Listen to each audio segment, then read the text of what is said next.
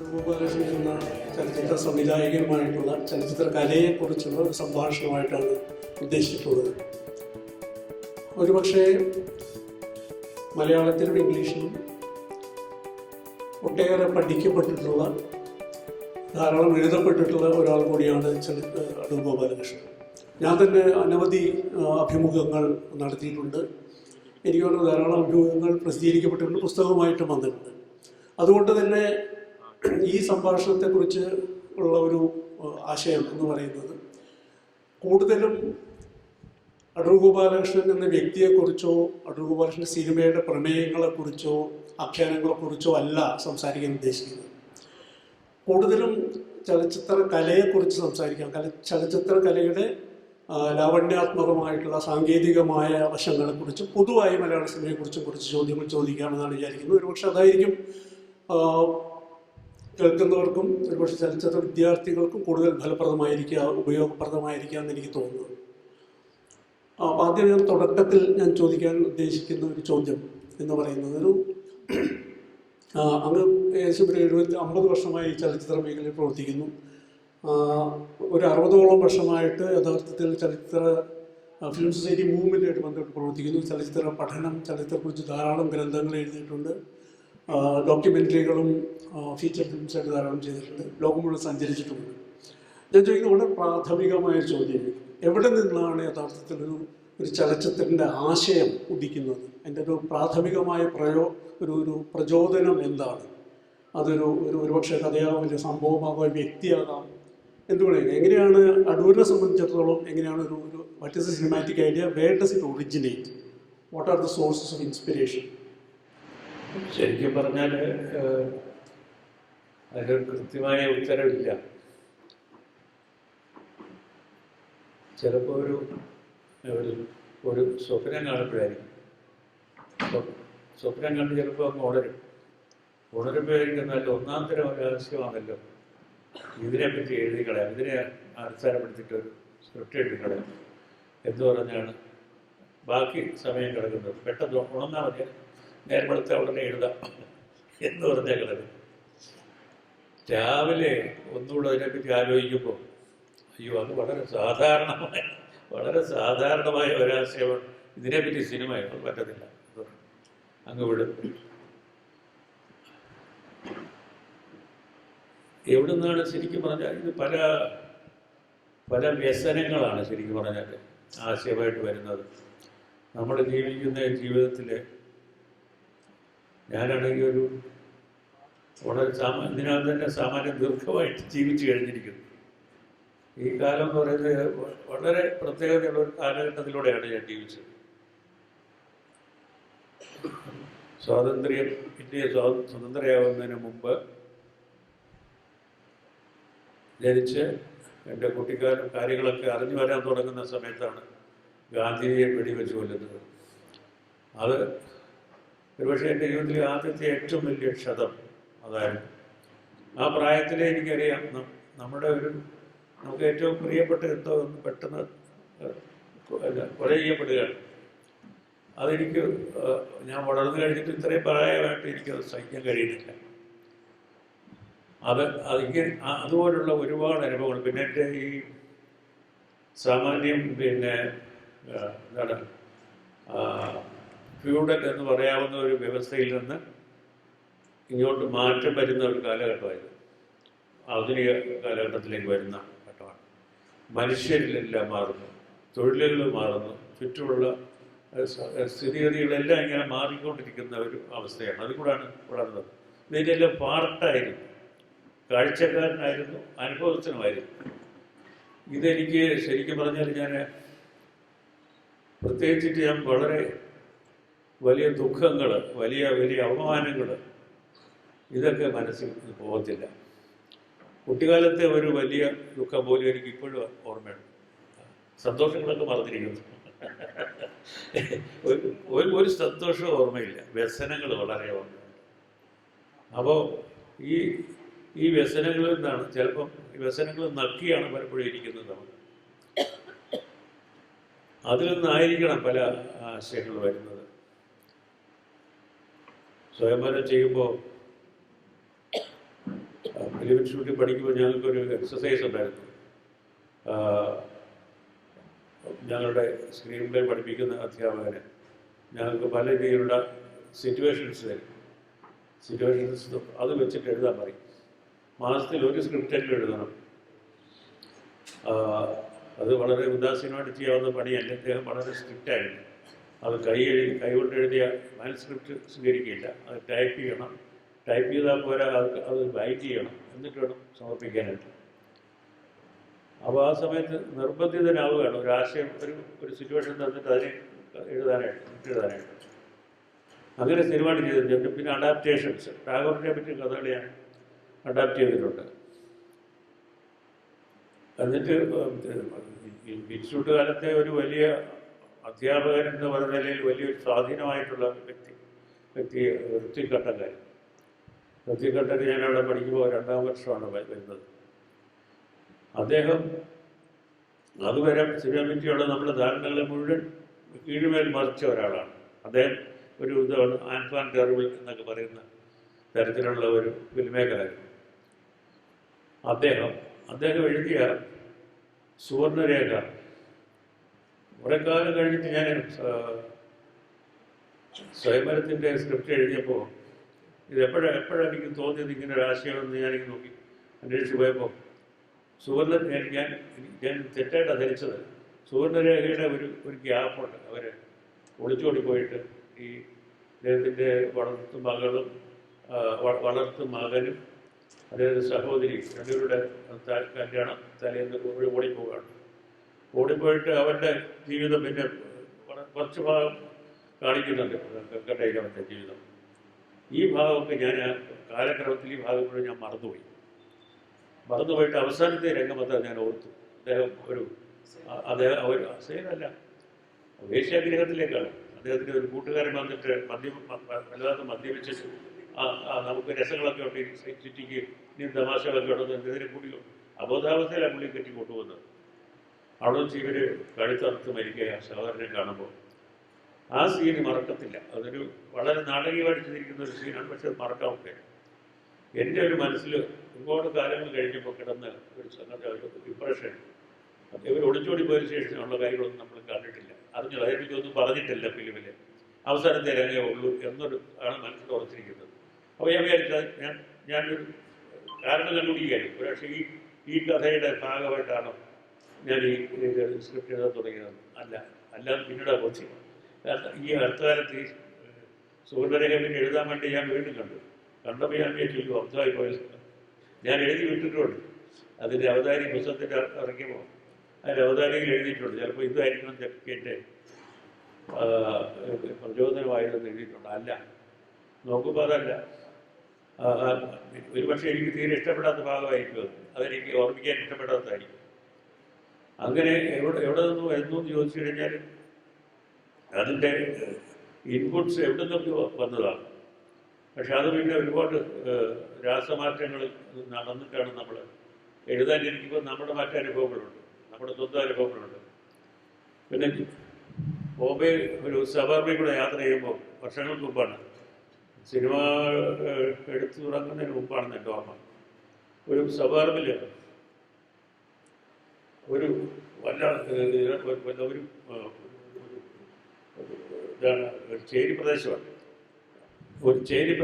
നമ്മളിങ്ങനെ ട്രെയിനിനകത്ത് തിങ്ങി നിൽക്കുകയല്ലേ. അപ്പോൾ ഇങ്ങനെ നോക്കുമ്പോൾ നമുക്ക് ഏതാണ്ട് അപ്പുറം അകലമായിട്ട് കാണാം. പിന്നെ ട്രാക്കിൽ നിന്ന് കുറച്ച് അകലമുണ്ട്. അതിലൊരുത്തന് ഭീകരമായിട്ട് അങ്ങ് ക്രോധം എന്ന് പറഞ്ഞു കഴിഞ്ഞാൽ അയാൾ ക്രുദ്ധനായിരുന്നു എന്ന് പറയുന്നത് ശരിയല്ല. അയാൾ ക്രോധം തന്നെയായിരുന്നു. കാരണം അയാൾ എല്ലാ 3-4 പേര് ഇങ്ങനെ ചുറ്റി പിടിക്കുന്നുണ്ട്. അയാളുടെ കയ്യിൽ ഒരു വെട്ടുകത്തി പോലെ ഒരു ആയുധം നിൽപ്പുണ്ട്. അതെൻ്റെ മനസ്സിൽ ഇപ്പോൾ പോലും പോയിട്ടില്ല.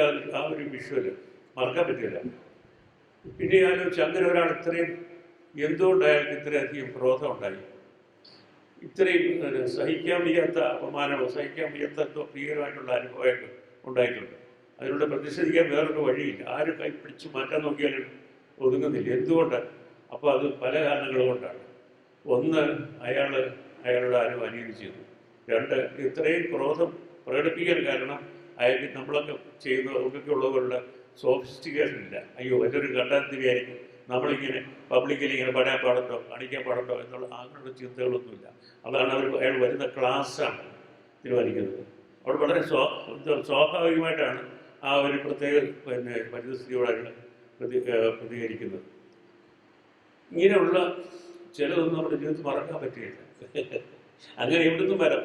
വായിച്ച പുസ്തകം നിന്നാകാം, ഒരാളുടെ സംഭാഷണത്തിൽ നിന്നാകാം, അങ്ങനെ എന്തിന്നും ആകാം. ഒരു പണ്ട് ഹിസ്കോക്ക് പറഞ്ഞിട്ടുണ്ട്, വളരെ സാധാരണ എഴുതുന്ന ഒരു രീതിയിൽ ഒരു മെച്ചപ്പെട്ടതെന്നുള്ള ക്രിട്ടിക്കൽ വാല്യുവേഷൻ ഒന്നും ഉണ്ടാകാത്ത വെറും ഓർഡിനറി നോവലുകളാണ് അദ്ദേഹത്തെ പ്രചോദിപ്പിച്ചത് എന്ന് പറയാറുണ്ട്. അതിൽ നിന്ന് അദ്ദേഹം മഹത്തായ സിനിമ ഉണ്ടാക്കുന്നത്.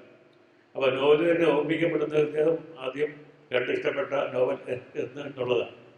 അപ്പോൾ അങ്ങനെ സംഭവിക്കാം. നമ്മളൊരു അഡാപ്റ്റേഷൻ നടത്തുമ്പോൾ പോലും ഇതുണ്ട്.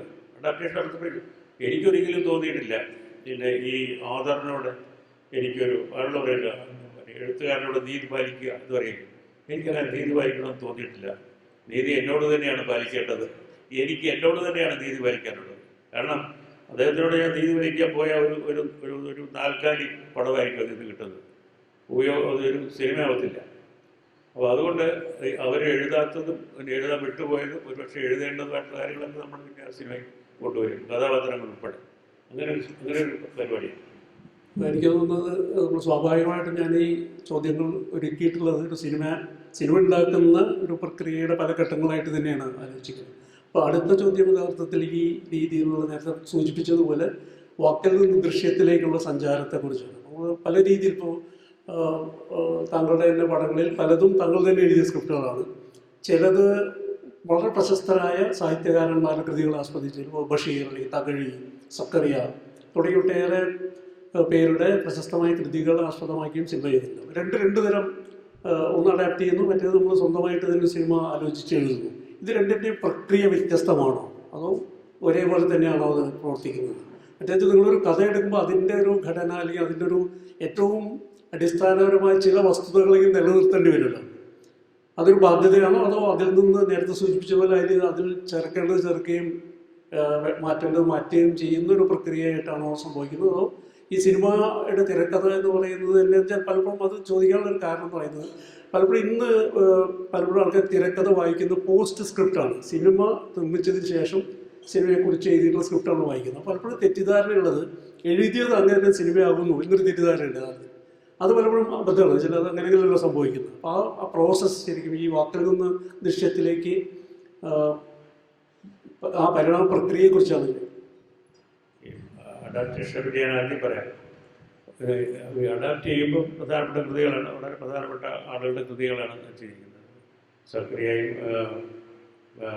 ബഷീറും തകഴി ഈ മൂന്നുപേരുടെ കഥകളെ ഞാൻ എടുത്തിട്ടുണ്ട്. ചില സമയത്ത് ഞാൻ ഒരിക്കലും സിനിമ എടുക്കാൻ വേണ്ടി ഒരു കഥ വായിച്ചിട്ടില്ല. ആരെങ്കിലും എൻ്റെ കയ്യിലൊരു കഥ തന്നിട്ട് സിനിമ എടുക്കാമോ എന്ന് ചോദിച്ചാൽ അങ്ങനെ ഒരു സംഭവമില്ല. ഞാൻ നേരത്തെ ഇപ്പോൾ ബഷീറിൻ്റെ ബദലുകളാണ് ഞാൻ ആദ്യമായിട്ട് ഒരു അഡാപ്റ്റേഷൻ ചെയ്യുന്നത്. കൗമുദി വാരികയുടെ വാർഷിക പതിപ്പിൽ 1967 പ്രസിദ്ധീകരിച്ചു വന്ന കഥയാണ്. അന്ന് കേരളത്തിലെ ഒരു വായനക്കാരുടെയിൽ വലിയൊരു ചലനം ഉണ്ടാക്കിയ കഥയായിരുന്നു. ഇതൊരു കെ ബാലകൃഷ്ണൻ, അത് ചരിത്രമാണ്. കെ ബാലകൃഷ്ണൻ അതിൻ്റെ കോപ്പികൾ വിറ്റ് തീർന്നു പോയതിനാൽ രണ്ടാമതൊരു എഡിഷൻ പ്രിൻ്റ് ചെയ്ത് ഇറങ്ങി. അങ്ങനെ ഒരു ചരിത്രം ഉണ്ടാക്കിയ ഒരു കഥ ഈ കഥാകാരനാണ്. അപ്പോൾ അത് ഞാൻ വായിച്ചു മറന്ന ഒരു കഥയാണ്. അപ്പോൾ ഈ നമ്മുടെ ചില സമയത്ത് നമുക്ക് വേണ്ടത്ര നമുക്ക് ഊർജം തരുന്ന അല്ലെങ്കിൽ നമ്മളെ വല്ലാതെ അത് നമ്മളെ ഒലയ്ക്കുന്ന തരം എന്തെങ്കിലും കഥകൾക്ക് വേണ്ടിയിട്ട് പുതുതായിട്ട് എന്തെങ്കിലും ചെയ്യാൻ കഴിയുന്ന വിഷയം ഇതൊന്നും ചിലപ്പോൾ തോന്നാതിരിക്കും. അപ്പോഴാണ് എല്ലാവരും വായിച്ച് സിനിമ എടുക്കാൻ വേണ്ടിയിട്ട് ബഷീറിൻ്റെ അവകാശമാകിയിട്ട് കൊണ്ടുപോയിട്ടുള്ള ഒരു കഥയായിരുന്നു മതിലുകൾ. അതിൻ്റെ ടൈറ്റിൽ അല്ലായിരുന്നു. അതെ, അതിനെ. അപ്പോൾ അത് എല്ലാവരും ഉപേക്ഷിച്ചു. ഉപേക്ഷിക്കാൻ കാരണം നായികയെ കാണിക്കാതെ ഒരു സിനിമ എങ്ങനെ എടുക്കും? അതുകൊണ്ടാണ് എല്ലാവരും അത് ഉപേക്ഷിച്ചു. ഞാനതൊരു ചലഞ്ചായിട്ട് എടുത്തു. അങ്ങനെയാണെങ്കിൽ അതൊരു ചലഞ്ചാണ്, കൊള്ളാവുന്നൊരു ചലഞ്ചാണ്. ഇതിങ്ങനെ ഓർമ്മിച്ചെടുത്താണ്. നമുക്ക് കൊല്ലത്ത് രവീന്ദ്രനാഥ് നായർ ഈ കഥ വാങ്ങിച്ചു വെച്ചിരുന്നു. പക്ഷേ അത് പല കാരണങ്ങളോട്ട് എടുത്തില്ല. അപ്പോൾ ഞാൻ അദ്ദേഹത്തിനോട് പറഞ്ഞു എനിക്കിങ്ങനെ ചെയ്യാൻ ഉള്ള താല്പര്യമുണ്ടെന്ന് പറഞ്ഞപ്പോൾ ശരി സമ്മതിച്ചു. എന്നിട്ട് ഞാൻ പിന്നെ ബഷീറിനെ കാണുന്നത്. ബഷീറിനെ കാണാൻ പോയപ്പോൾ വളരെ ഇൻട്രസ്റ്റിംഗ് ആണ് ഒരു എഴുത്തുകാരൻ്റെ പ്രതികരണം. അത് ഞങ്ങൾ വർത്തമാനമൊക്കെ പറഞ്ഞു. പിന്നെ ഒരു എഗ്രിമെൻ്റൊക്കെ ഞാൻ പറഞ്ഞു പുതിയതായിട്ട് താങ്കളുടെ നേരിട്ടുള്ള അനുഗ്രഹം വാങ്ങിക്കാൻ വേണ്ടിയാണ് വരുന്നത് എന്ന് പറഞ്ഞ് ഞാനൊരു കോൺട്രാക്റ്റൊക്കെ എഴുതി ഒരു അല്പം ദ്രവ്യമൊക്കെ ഇത് കൊടുത്തു, ചെക്കുമൊക്കെ കൊടുത്തു. അപ്പോൾ അങ്ങനെ വളരെ സന്തോഷമായിട്ട് എന്ന് വർത്തമാനമൊക്കെ പറഞ്ഞിരുന്നിട്ട് ചോദിച്ചു ആരാണ് ഈ അഭിനയിക്കുന്നത്? ഞാൻ പറഞ്ഞു അങ്ങനെ ആരും അഭിനയിക്കുന്നില്ല. ആ അങ്ങനെ അത് പടം നന്നാവുമല്ലോ എന്ന് പറഞ്ഞു. അതൊരു ഒരു ഒരു ഒരു എഴുത്തുകാരൻ്റെ ഒരു വലിയ ഒരു ഗംഭീരമായ പ്രതികരണമായിരുന്നു. പിന്നെ നിങ്ങളെല്ലാം പറഞ്ഞിട്ട് സംസാരിച്ചൊക്കെ ഇറങ്ങി കഴിഞ്ഞു വഴി നിങ്ങൾ പോകുമ്പോൾ പുറകിൽ നിന്ന് വിളിച്ചു ചോദിച്ചു സ്ക്രിപ്റ്റ് എഴുതി തന്നെ കാണിക്കുമോ എന്ന് ചോദിച്ചു. അപ്പം എൻ്റെ കൂടെ ബീരാ സാഹിബ് ഉണ്ടായിരുന്നു, ഡോക്ടർ എം എം ബഷീർ ഉണ്ടായിരുന്നു. ഞാൻ എം എം ബഷീറിനോട് പറഞ്ഞു ഞാൻ കാണിക്കത്തില്ല, എനിക്ക് അദ്ദേഹത്തിനോട് പറയാൻ പറ്റത്തില്ല, അങ്ങനെ കാണിക്കത്തില്ല. ഞാൻ വേണ്ട സൈലൻ്റായിട്ട് അങ്ങ് പോയി. കാരണം കാണിക്കാൻ എനിക്ക് പേടിയാണ്. കാരണം അദ്ദേഹം വല്ല കറക്ഷനൊക്കെ പറഞ്ഞാൽ പിന്നെ നമുക്ക് വിഷമാവും. അതുകൊണ്ട് സിനിമ എടുത്തിട്ട് ആദ്യം കൊണ്ടുപോയി കാണിച്ചത് ബഷീറിനെയാണ്. അദ്ദേഹം വളരെ വളരെ ഇഷ്ടമായി. എന്ന് മാത്രമല്ല കണ്ടു കഴിഞ്ഞ് ആ ഹാളിൽ നിന്ന് എല്ലാവരും ഇടിക്ക് പോയിട്ട് അവിടെ തന്നെ ഇരിക്കും. ഞാൻ അടുത്തിയത് ഇങ്ങനെ കുഞ്ഞായി. അപ്പോൾ അല്ലെങ്കിൽ മേലോട്ട് നോക്കി കണ്ണ് നിറഞ്ഞിരിക്കുന്നു. അപ്പോൾ പറഞ്ഞു നോട്ട് എ ഡൾ മോമെൻറ്റ്, ഇംഗ്ലീഷിലാണ് പറയുന്നത്, നോട്ട് എ ഡൾ മോമെൻറ്റ്. ഞാൻ രക്ഷപ്പെട്ടു. അദ്ദേഹം മോശം എന്ന് പറഞ്ഞെങ്കിൽ പിന്നെ അത് മതി എല്ലാവർക്കും, പിന്നെ അതിനെ അധിക്ഷേപിക്കാൻ അത് മാത്രം മതി. അത് കഴിഞ്ഞ് പ്രസ് മീറ്റ് നടത്തിയപ്പോൾ അവർ പ്രസ് മീറ്റ് എനിക്കാണ് വിളിച്ചിരുന്നത്. അപ്പം ഞാൻ ജേർണലിസ്റ്റ് അസോസിയേഷനാണ് വിളിച്ചത് കോഴിക്കോട്. അവരുടെ ഞാൻ പറഞ്ഞ് ബഷീറിനെ കൂടെ വിളിക്കണം പറഞ്ഞു. അപ്പോൾ അദ്ദേഹം വന്നത്. പത്രക്കാരും ചോദിച്ച എല്ലാ ചോദ്യത്തിനും ബഷീർ തന്നെ ഉത്തരം പറഞ്ഞു. എന്നിട്ട് അവിടെ വെച്ചൊരു അനൗൺസ്മെൻറ്റ് നടത്തി, എൻ്റെ പാത്തുമ്മയുടെ ആൾ വേണോ, മറ്റേ മലയാളി വേണോ, മറ്റേ അത് വേണോ, ഇത് വേണമെന്ന് പറഞ്ഞിട്ട് എൻ്റെ ഏത് ഗോപാലകൃഷ്ണൻ ഫ്രീ എന്ന് പറഞ്ഞ് അനൗൺസ്. അപ്പം ഞാൻ പറഞ്ഞ് എനിക്ക് ഇത്തിരി കൂടെ ഒരു സൗഭാഗ്യം ഇവിടെ കിട്ടാനാണ്. അങ്ങനെ ഒരു വലിയൊരു അനുഭവമായിരുന്നു അഡാപ്റ്റേഷൻ. പക്ഷെ ശരിക്കും പറഞ്ഞാൽ അതിനകത്ത് ഒരുപാട് അന്ന് പടം കാണുന്നതിന് മുമ്പ് അദ്ദേഹം പോലെ എന്നോട് ചോദിച്ചു, ഇത് എഴുത്തുകാരനെ സംബന്ധിച്ചോളം എന്നോട് ചോദിച്ചു. അതിന് പ്രിയപ്പെട്ട ഒരു സംഗതിയാണ് ചോദിച്ചത്, എനിക്ക് മനസ്സിലായി. ഷോ തുടങ്ങുന്നതിന് മുമ്പ് അദ്ദേഹം ഞങ്ങൾ താമസിച്ച ഹോട്ടലിൽ വന്നു. അന്ന് ഈ പിന്നെ മാപ്പിളപ്പാട്ടിൻ്റെ പ്രശസ്തരായിട്ടുള്ളൊരു അദ്ദേഹം മരിച്ചു വേണ്ടതാണ്. അദ്ദേഹമാണ് അദ്ദേഹത്തിൻ്റെ കാറിൽ അദ്ദേഹം വായ്പ മുടക്കി വന്നത്. അപ്പോൾ ഞങ്ങൾ പലതും സംസാരിച്ചിരുന്നപ്പോൾ ഇടയ്ക്ക് ഒരു ചോദ്യം ചോദിച്ചു. ഈ സിനിമ അവസാനിക്കുന്നത് നായകൻ ആ പ്രധാന ഗേറ്റിൻ്റെ പുറത്ത് വന്ന് നിന്നിട്ട് വിടുതൽ വാങ്ങിച്ച് പുറത്ത് വന്നിട്ട് കയ്യിലൊരു റോസാപ്പൂവായിട്ട് നിൽക്കുന്നതാണോ എന്ന് ചോദിച്ചു. അപ്പം ഞാൻ എങ്ങനെയാണ് പറയുന്നത്, അല്ലാതെങ്ങനെയാണ് പറയുന്നത്, അതുകൊണ്ട് ഒരു അർത്ഥോക്തി എന്ന് പറയില്ലേ, അതിപ്പോൾ അല്ല എന്ന് പറഞ്ഞു. അപ്പോൾ മിണ്ടിയില്ല, വളരെ നേരം മിണ്ടിയില്ല, പിന്നെ ഒന്നും പറഞ്ഞില്ല. അപ്പോൾ അങ്ങനെ പ്രതീക്ഷിച്ചിരുന്ന ഒരാളാണ് ഞാൻ എൻ്റെ സിനിമ വേറൊരു രീതി കാണുന്നത്. ഒരു വാക്ക് പോലും എതിര് പറയുകയോ ഒരു അനിഷ്ടം പ്രകടിപ്പിക്കുകയോ ചെയ്തില്ല എന്ന് മാത്രമല്ല വളരെയധികം ഇഷ്ടമായി. അങ്ങനെയായിരുന്നു എൻ്റെ ആദ്യത്തെ അഡാപ്റ്റേഷൻ. അതുവരെ ഞാൻ കഥകളൊന്നും അഡാപ്റ്റ് ചെയ്തിട്ടില്ല. അങ്ങനെ അഡാപ്റ്റ് ചെയ്തതോടുകൂടി ഞാൻ ഒരു ശരിക്കും പറഞ്ഞാൽ അല്പം ഉദാസീനത എനിക്ക് വന്നു. ഈ അഡാപ്റ്റേഷൻ കുറച്ച് ഈ ഒറിജിനൽ ഐഡിയ എന്ന് പറയുന്നത് വളരെ പ്രധാനമാണ്. അവിടെ അത് സത്യമുണ്ട്. തകഴിയുടെ കഥകളുടെ പ്രത്യേകത ഏതാണ്? അതിൻ്റെ കഥയ്ക്കകത്ത് ശരിക്കുള്ള ജീവിത സത്യമുണ്ട്. അതിൽ നമുക്ക് ഡെവലപ്പ് ചെയ്യാൻ വളരെ എളുപ്പമാണ്. എപ്പോഴും തോന്നിയിട്ടുണ്ട്. എനിക്കറിയാം ഈ സംഗതിയൊക്കെ എന്താണ്. അപ്പോൾ എങ്ങനെ പോകണം, കഥാപാത്രങ്ങൾ പുതുതായിട്ട് ഉണ്ടാവണം, അത് ചെയ്യണം, ഇത് ചെയ്യണം, സംഗതികൾ മുഴുവൻ ഉണ്ടാവും. പക്ഷേ അതിൻ്റെ ബീജം ജെന്യുവിനായിരിക്കണം. അതാണ് അഡാപ്റ്റ് ചെയ്യുമ്പോൾ ഞാൻ ചെയ്യുന്നത്. പക്ഷേ എനിക്ക് ഈ എഴുതിയതെല്ലാം കോപ്പി ചെയ്യാനുള്ള പരിപാടിയല്ല ഞാൻ ചെയ്യുന്നത്. എനിക്ക് എന്തുകൊണ്ട്, ചുരുക്കം പറഞ്ഞാൽ എനിക്ക് എന്തുകൊണ്ട് ഇത് ഇഷ്ടപ്പെട്ടു എന്നുള്ളതിൻ്റെ തെളിവാണ് എൻ്റെ സിനിമ. അല്ലാതെ അതിൻ്റെ ഒരു കോപ്പിയല്ല. എന്തുകൊണ്ട് ഞാൻ സ്വയം പറയുന്നത്, എന്തുകൊണ്ടാണ് ഈ പടം എനിക്ക് ഇഷ്ടപ്പെടും, ഈ കഥ എനിക്ക് ഇഷ്ടപ്പെടാൻ കാരണം, അതാണ് അഡാപ്റ്റേഷൻ വരുന്നത്. പിന്നെ എനിക്ക് ഒരു സിനിമ എൻ്റെ ഒരു തൊഴിലായതുകൊണ്ടും ഈ ഫിലിം ഷൂട്ടിംഗ് പഠിക്കാൻ പോകുന്നതിന് മുമ്പ് തന്നെ നാടകങ്ങൾ, എൻ്റെ രംഗം നാടകമായിരുന്നു. അപ്പോൾ നാടകങ്ങൾ എഴുതിയൊക്കെ ഉള്ള ഒരു പശ്ചാത്തലം എനിക്കുണ്ട്. ശരിക്കും നല്ലൊരു സാമാന്യം ഏർപ്പെട്ടൊരു വായനക്കാരനും ഒക്കെ ആയതുകൊണ്ട് എനിക്ക് ഒരുപാട് ആശയങ്ങൾ മനസ്സിൽ വരും. അത് ഈ പറഞ്ഞതിൻ്റെ വിട്ട് വളരെ ക്ഷിപ്രം പറന്നു പോകുന്ന ആശയങ്ങളാണ് പലതും വരുന്നത്. അപ്പോൾ ഇതൊന്നും ഇങ്ങോട്ട് തൃപ്തിയാവത്തില്ല. എന്ന് മാത്രമല്ല, നമ്മൾ നേരത്തെ ചെയ്ത ഒരു സാധനം റിപ്പീറ്റ് ചെയ്യാൻ പാടില്ല. നമ്മളെ സ്വയം അനുകരിക്കാൻ പാടില്ല. ഇതൊക്കെ വളരെ പ്രധാനപ്പെട്ട കാര്യങ്ങളാണ്. അപ്പോൾ ഇതിൻ്റെ വ്യാകരണം നേരെയൊക്കെ പഠിച്ചിട്ടുള്ളത് കൊണ്ട് എനിക്ക് ഏത് വഴിക്കും പോവാം, ഏത് വഴിക്കും തിരിയാം, എന്നൊരു മനസ്സാവൊന്നും ആവശ്യമില്ല. അപ്പോൾ അങ്ങനെ ചെയ്യുമ്പോൾ ഈ കഥാവസ്തു എന്ന് പറയുന്നത് എനിക്ക് സക്കറിയയുടെ നോവൽ ഉദാഹരണം പറഞ്ഞാൽ നോവലല്ല, അതൊരു നോവല എന്ന് പറയാം. അതാണ് അത് ശരിക്കും സക്കറിയ അതിൻ്റെ അത് എനിക്ക് സക്കറിയ തന്നെ പറഞ്ഞെനിക്കറിയാം. അതായത് മാതൃഭൂമിയുടെ ഒരു ഓണപ്പതിപ്പിൽ ഏറ്റവും അവസാനമായിട്ട് കിട്ടിയതാന്ന് പറഞ്ഞു അവിടെ പത്ര ഓഫീസിൽ. കാരണം പുള്ളി കുറച്ചായിട്ട് എഴുതി അയക്കായിരുന്നു. അപ്പോൾ അത് ഒന്നാമത്തെ ഒരു ഇൻറ്റീരിയറുണ്ട് ആ കറിക്കകത്ത്. പക്ഷെ അതെല്ലാം അങ്ങനെ പൂർത്തിയായിട്ട് എഴുതിയിട്ടില്ല അതിനകത്ത്.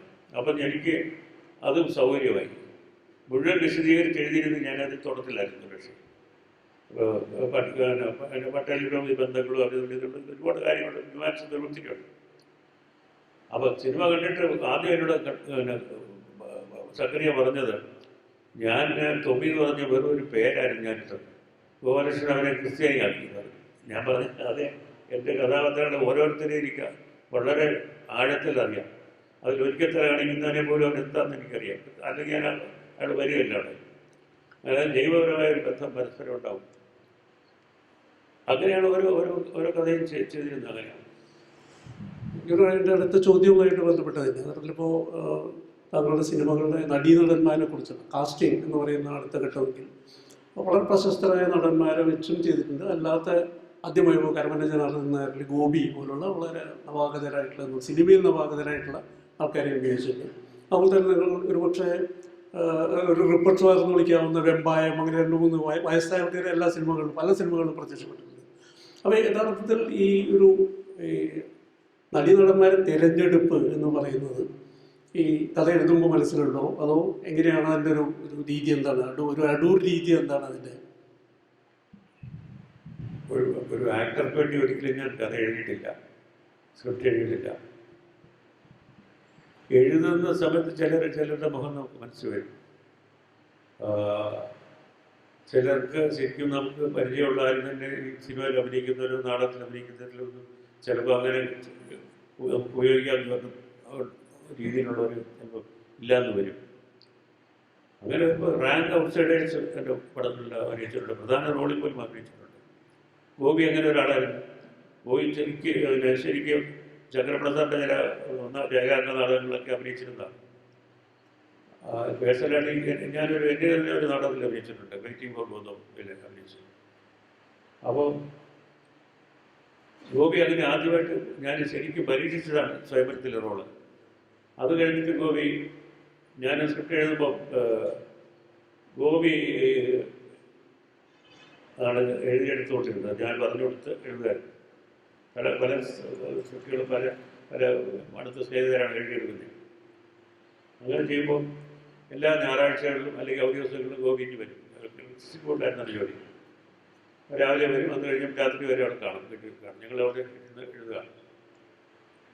എല്ലാം എഴുതി തീർന്നതിന് ശേഷം ഞാൻ പറഞ്ഞു, നിങ്ങളാണ് ഇത് അഭിനയിക്കുന്നത് എന്നത്. ഞാനും ചോദിച്ചു. അതെ. അപ്പോൾ അത് തീരെ പ്രതീക്ഷിച്ചല്ല. അപ്പോൾ ആ കാസ്റ്റിങ് ഗോപി എനിക്കറിയാവുന്നതുകൊണ്ടാണ്. ഒരു നാടകത്തിൽ അയാളെ കൈകാര്യം ചെയ്ത് അയാളുടെ കഴിവും പോരായ്മകളും രണ്ടും ഒരു നടനെ സംബന്ധിച്ചോളം അറിയുക. ഒന്ന്. പിന്നെ ഒരു ആക്ടറെ ആ കഥാപാത്രത്തിനെ എത്രമാത്രം കൃത്യമായിട്ട് പ്രതിദാനം ചെയ്യുന്നു എന്നുള്ള അയാളുടെ രൂപം ഏറ്റവും പ്രധാനപ്പെട്ട ഭാഗം അതാണ്. രീതിയിൽ അയാളുടെ നോട്ടം, നടപ്പ്, നിൽപ്പ്, വർത്തമാനം, ഇതെല്ലാം നമ്മൾ ശരിക്കും പഠിച്ചിട്ടാണ് ഇയാൾ ഈ റോളിൽ കൊള്ളാമെന്ന് നോക്കുന്നത്. ഒരു പ്രോപ്പർ കാസ്റ്റിംഗ് എന്ന് പറയുന്നത് ഹാഫ് ദി ആക്ടിങ് ആണ്. ശരിക്കും പറഞ്ഞാൽ പകുതി അഭിനയം അതിൽ ആവും. നമുക്കൊരു ഈ രൂപപരമായിട്ട് ഒരു കഥാപാത്രത്തിന് ചേരാത്ത ഒരാളുടെ നമ്മൾ റോളിൽ കാസ്റ്റ് ചെയ്താൽ അയാളൊരു സ്റ്റാറാണ് എന്നുള്ളത് കാസ്റ്റ് ചെയ്ത് കഴിഞ്ഞാൽ അത് ആ ആ കഥാപാത്രത്തിന് എതിരായിട്ടാണ് പിന്നെ ഫലം വരുന്നത്, ദോഷമായിട്ട് വരുന്നത്. പലപ്പോഴും നമ്മൾ ഈ കൊമേഴ്ഷ്യൽ സിനിമയിൽ ഒന്നും നോക്കുന്നില്ല, അങ്ങനെയുള്ള നോട്ടങ്ങളൊന്നും ഇല്ലല്ലോ. അത് ഇന്നേരം നേരൊക്കെ വേണം തീരുമാനിച്ചിട്ടാണ് അയാളുടെ ഡേറ്റ് കിട്ടുന്നതനുസരിച്ചിട്ട് കഥ എഴുതി സിനിമ എടുക്കാതെ. അതിന് വളരെ വ്യത്യാസമായിരുന്നു. പക്ഷേ വളരെ വളരെ അഭിനയ പരിചയമുള്ള അല്ലെങ്കിൽ താരപദ്ധതിയിലുള്ള മമ്മൂട്ടി ആദ്യമായിട്ട് എൻ്റെ പടത്തിൽ അഭിനയിക്കുന്നത് ഹീറോ ആയിട്ടല്ല, രണ്ടാമത്തെ ഇതിൽ ഉള്ള ആൽത്തരത്തിൽ. അത് മെയിനായിട്ടുള്ള റോളിൽ അഭിനയിച്ച അയാളൊരു സ്റ്റാറും അല്ല, അയാൾ കട്ടിച്ച് റോളൊക്കെ അഭിനയിച്ച് തുടങ്ങി നടക്കുന്ന അശോകൻ എന്ന് പറഞ്ഞിട്ട്. അപ്പോൾ അങ്ങനെ ഇത് അയാൾക്കൊരു പ്രത്യേകത ഉണ്ടായിരുന്നത്, അശോകന് പ്രത്യേകത ഉണ്ടായിരുന്നത്, അശോകൻ ഇങ്ങനെ ഒരു ഇന്നസെൻ്റാണ്, അതേസമയം ഒരു ഒരു ഒരു ഒരു എന്താ പറയുക, ഒരു പരിത്യക്തൻ്റെ ഒരു നോട്ടവും നിൽപ്പുമൊക്കെ ഉണ്ട് പുള്ളിക്ക്. ഒരു ശരിക്കും അങ്ങനെ ഒരു നിൽപ്പുണ്ട്. അതാണ് ഞാൻ ഉപയോഗപ്പെടുത്തിയത്. അതുപോലെ തന്നെ മുഖാമുഖത്തിനകത്ത് ഗംഗാധരൻ നായർ അഭിനയിക്കുന്നത്, ഞാൻ പ്രധാനമായിട്ട് ഒരു രാഷ്ട്രീയ കാരണം അദ്ദേഹത്തിന് ചെറിയ കോങ്കണ്ണുണ്ട്. ആ കോങ്കണ്ണ് ആ ക്യാരക്ടറിൻ്റെ മിസ്റ്ററിയിലോട്ട് ഉപയോഗിക്കാൻ അങ്ങനെയുള്ള കുറേ ഇതുണ്ട്. അദ്ദേഹം നല്ല റേഡിയോയിലെ വളരെ വിദഗ്ധനായിട്ടുള്ള പ്രേക്ഷണ കലയിലെ വലിയൊരു വിദഗ്ധനായിരുന്നു. പിന്നെ അദ്ദേഹത്തിന് നല്ല അക്ഷരശുദ്ധിയുള്ള സംഭാഷണമാണ്. അദ്ദേഹം സംസ്കൃതം പഠിച്ചിട്ടുണ്ട്, നല്ല ഒരു പണ്ഡിതനായിരുന്നു. ഇങ്ങനെയൊക്കെയുള്ളത് കാരണം കൊണ്ടാണ് ഒരു നേതാവിൻ്റെ ഭാഗത്ത് അദ്ദേഹം അഭിനയിക്കുന്നത്. അപ്പോൾ അത് ബിലീവബിൾ ആവുന്നത്. ഇങ്ങനെ ഒരു കഷ്ടം അത് വരാം. അല്ലാതെ താരപദവി നോക്കി ഞാൻ എനിക്ക് ഞാൻ കേട്ടിട്ടുള്ളത്, ഇപ്പോൾ താങ്കളുടെ സ്ക്രിപ്റ്റ് വളരെ വിശദമായ സ്ക്രിപ്റ്റ് ഉണ്ടാക്കുകയും നടീനടന്മാർക്ക് അത് മുഴുവൻ വായിക്കാൻ കൊടുക്കുന്നില്ല. അവർക്ക് യഥാർത്ഥത്തിൽ കഥയുടെ തുടർച്ച അറിയില്ല, അവർ ആ രംഗം പറയുന്നത് ആക്ട് ചെയ്യുന്നു. അപ്പോൾ അതൊരു ഇപ്പോൾ ബ്രസോണൊക്കെ അങ്ങനെ ചെയ്യുന്നതിനുണ്ട്, പലരും പല സംവിധായകരും അങ്ങനെ ചെയ്യുന്നതായി കണ്ടിട്ടുണ്ട്. അപ്പോൾ അതിൻ്റെ എന്താണ് അത്തരം ഒരു രീതി അവലംബിക്കാനുള്ള കാരണം? ചിലപ്പോൾ നാടകത്തിലൂടെ വരുന്ന ഒരാളെന്ന രീതിയിൽ നാടകത്തിന് തീരെ ചേരാത്തൊരു രീതിയാണ്. രണ്ടാമത്തെ കാര്യം ഞാൻ പറയുന്നത്, അത്തരം ഒരു സാഹചര്യത്തിൽ പലപ്പോഴും പല സിനിമകളിലും ഒരു ഇംപ്രൊവൈസേഷൻ, ആക്ടർ ആ സമയത്ത് ചെയ്യുന്ന ഇംപ്രൊവൈസേഷൻ്റെ സാധ്യതകൾ അത് ഇല്ലാതാക്കില്ലേ? എങ്ങനെയാണ് അടൂർ സമീപിക്കുന്നത് അറിയാൻ? ആക്ടറിനോട് ഇംപ്രൊവൈസ് ചെയ്യാൻ തുടങ്ങിയാൽ കുളമാവും, ശരിക്കും കുളമാവും. കാരണം ഈ ആക്ടർക്ക് അതിന് മുമ്പ് നടന്നതോ അതിന് ശേഷം വരുന്നതോ ഒന്നും അറിഞ്ഞുകൂടായിരുന്നു. അയാൾ കഥ വായിക്കാൻ കൊടുത്താൽ പോലും അറിഞ്ഞുകൂടാ. അയാൾ അഭിനയിക്കുന്നത് ആ രംഗത്തിന് വേണ്ടിയാണ്. ഇതിൻ്റെ മുഴുവനും കണ്ടിന്യൂറ്റിയും ഇതിൻ്റെ തുടർച്ച മുൻപും പിൻപും ഉള്ളതൊക്കെ അറിയാവുന്ന ഒരേ ഒരാൾ ഞാനാണ്. അപ്പോൾ ഞാൻ പറഞ്ഞു കൊടുക്കുന്നത് മാത്രമാണ് ചെയ്താൽ മതി. ആക്ടർക്ക് വേണ്ടത് ഈ കഥാപാത്രത്തെ നമ്മൾ പറഞ്ഞു കൊടുക്കുമ്പോൾ കൃത്യമായിട്ട് അത് മനസ്സിലാക്കി അത് ചെയ്യാൻ നോക്കുക എന്നുള്ളത് മാത്രമേ ഉള്ളൂ. അല്ലാതെ സ്വന്തമായിട്ട് അഭിനയിക്കാൻ തുടങ്ങിയ വലിയ കുഴപ്പമാണ്. ഒന്നാമത് അതാണ്. പിന്നെ ഈ അഭിനയത്തിൻ്റെ ഒരുപാട് കാര്യങ്ങൾ നമ്മൾ മറ്റു ചില രീതിയിലാണ് സാധിക്കുന്നത്. നമുക്ക് സിനിമയിലെ വലിയൊരു സാധ്യത നിറഞ്ഞ മാധ്യമം ഒരാൾ ഒരു അത്ഭുതപ്പെടുന്നത്, പണ്ടൊക്കെ തമിഴ് പടത്തിലൊക്കെ പിന്നെ കണ്ണിങ്ങനെ തെള്ളിക്കണം, ഇന്നും തെള്ളിക്കാൻ പറയും, ഇന്നും തെള്ളിയെന്ന് പറയും, കണ്ണിങ്ങനെ കാണിക്കും. ഇത് ഈ നാടകത്തിൽ അഭിനയിക്കുമ്പോൾ ചെയ്യാവുന്ന കാര്യമാണ്. അതല്ല, ക്യാമറ അടുത്ത് ചെന്നിട്ട് അയാളുടെ മുഖത്തുണ്ടാകുന്ന ഒരു തുളി പോലും വേണ്ട. ആൾ ദുഃഖിതനാണെങ്കിൽ മാത്രം മതി, അത് ക്ലോസപ്പിൽ വരുന്നത് അയാളുടെ അത്ഭുതം മുഴുവൻ വരും, അല്ലെങ്കിൽ അയാളുടെ സങ്കടം മുഴുവൻ വരും. അത് മെക്കാനിക്കലായിട്ട് നമ്മൾ ചെയ്യുകയാണ്, ഒരു ടെക്നോളജിയുടെ ഭാഗമായിട്ട് നമ്മൾ ചെയ്യുകയാണ്. അപ്പോൾ ഒരാളുടെ മുഖം കൃത്യമായിട്ട് അടുത്ത് കാണുമ്പോൾ അയാളെ അടുത്ത് കാണും, അയാളെ ദൂരെ കണ്ടാൽ മതി അങ്ങനെ കാണും. ഒരു കോമ്പൻസേഷനിലാണ് അയാളെ കാണണമെങ്കിൽ അങ്ങനെ ചെയ്യും. അപ്പോൾ ഇതൊക്കെ ഈ ആക്ടറിൽ നിന്ന് അന്യമായിട്ട് വരുന്ന കാര്യങ്ങളാണ്. അയാളുടെ അഭിനയത്തിൽ നിന്ന് അയാൾക്ക് സംഭാവന ചെയ്യാൻ കഴിയുന്നതിൽ നിന്ന് പുറത്തുള്ള കാര്യങ്ങളാണ്. ഒരു ക്യാമറ നീങ്ങുന്നത്, ഒരു ഉദാഹരണം പറഞ്ഞാൽ ക്യാമറ എങ്ങനെ ഓടിക്കും, ആളുമെല്ലാം കഴിക്കുന്ന രസത്തിനുവേണ്ടി ക്യാമറ എങ്ങനെ നീട്ടുന്നതാണെന്നാണ്. അങ്ങനെ നമ്മൾ ഒരു ഉദ്ദേശമില്ലാതെ നീളുന്നുണ്ട്. പക്ഷെ കണ്ടുകൊണ്ടിരിക്കുന്ന ആളിന് ഒരു ഒബ്ജക്റ്റിൽ നിന്ന് വേറൊരു ഒബ്ജക്റ്റിലേക്ക് ക്യാമറ സഞ്ചരിച്ച് പോകുമ്പോൾ ഇരിക്കുന്ന ഓഡിയൻസ് ഇതുവരെ കണ്ടതിനേക്കാൾ കൂടിയ ഒരു അനുഭവത്തിലേക്കാണ് അവരെ നയിക്കേണ്ടത്. ഇല്ലെങ്കിൽ ഫെയിലുവറാണ്. ശ്രദ്ധിച്ചാൽ ഈ സിനിമ കണ്ടപ്പോൾ ശ്രദ്ധിച്ച് നോക്കും. ഇപ്പോൾ അതുവരെ ഒന്നതിനേക്കാൾ കൂടുതൽ ഇൻഫർമേഷൻ കൊടുക്കണം, അല്ലെങ്കിൽ ഈ പ്രതീക്ഷ ഇങ്ങനെ വളർത്താൻ പാടില്ല. അപ്പോൾ ക്യാമറ മൂവ്മെൻറ്റിനകത്ത് ഡ്രാമാറ്റിക് എലിമെൻ്റാണ്. അതുപോലെ ക്യാമറ മൂവ്മെൻറ്റ്, ക്യാമറയുടെ ആംഗിള്, ലൈറ്റിങ്, ക്യാമറയ്ക്കകത്ത് ഉപയോഗിക്കുന്ന ലെൻസ്, ഇതെല്ലാം പ്രധാനപ്പെട്ട ഘടകങ്ങളാണ്. അപ്പോൾ ഇതെല്ലാം കൂടെ ചേർന്നാണ് സിനിമയിലെ അഭിനയത്തിൽ കൈകാര്യം ചെയ്യുന്നത്. നടൻ മാത്രമല്ല, നടൻ ശരിക്കും പറഞ്ഞു കഴിഞ്ഞാൽ ഒരു വളരെ ഇംപ്രഷനബിളായിട്ടുള്ള ഒരു നടനായിരിക്കണം. അയാൾക്ക് അത്രയും വേണം. അയാൾ കഴിവ് വേണം, തീർച്ചയായിട്ടും വേണം. കഴിവില്ലാത്ത ഒരാൾ ചെയ്യാൻ നോക്കുകയില്ല. പിന്നെ ഒരു പടത്തിൽ ഞാനൊരു ആക്ടറെ കൊണ്ടുപോയി, ആദ്യമായിട്ട് അഭിനയിക്കുന്ന അയാൾക്ക് അഭിനയിച്ചൊരു ശീലമൊന്നുമില്ല. അയാൾ ഡയലോഗ് എല്ലാം പറഞ്ഞു കൊടുത്തു, ക്യാമറയെല്ലാം പറഞ്ഞിട്ടെല്ലാം ചെയ്താക്കി വരാൻ തുടങ്ങുമ്പോഴത്തേക്ക് അയാളിങ്ങനെ നോക്കുമ്പോൾ ചുറ്റും ആളൊക്കെ നിൽക്കുന്നു. ആളുകൾ എന്താ ചുറ്റും ആളുണ്ടെങ്കിൽ അയാൾ അന്ധപ്പെടുകയാണ് ആളുകൾ. ഞാൻ പിന്നെ പറഞ്ഞു അങ്ങനെ പോയിക്കും എന്ന് പറഞ്ഞു വിട്ടു. അപ്പോൾ അങ്ങനെ സംഭവിക്കാം. എല്ലാവരെയും കൊണ്ട് അഭിനയിപ്പിക്കാൻ പറ്റത്തില്ല. അവർക്ക് ശരിക്കും അതിനുള്ള സിദ്ധി തന്നെ ഉണ്ടായിരിക്കണം. നല്ല നടന്മാർ തന്നെ ആയിരിക്കണം. അല്ലാതെ കഴിവില്ലാത്തവരെ കൊണ്ട് ചെയ്യാമെന്നല്ല ഞാൻ പറഞ്ഞില്ല. പക്ഷേ ഈ എലിമെൻറ്റ്സ് എല്ലാം കൂടെ ചേർന്നിട്ടാണ് അവരിലേക്ക് ഇത് വരുന്നത്. ഒരാൾ വളരെ പ്രശസ്തമായ പരീക്ഷണമുണ്ട്.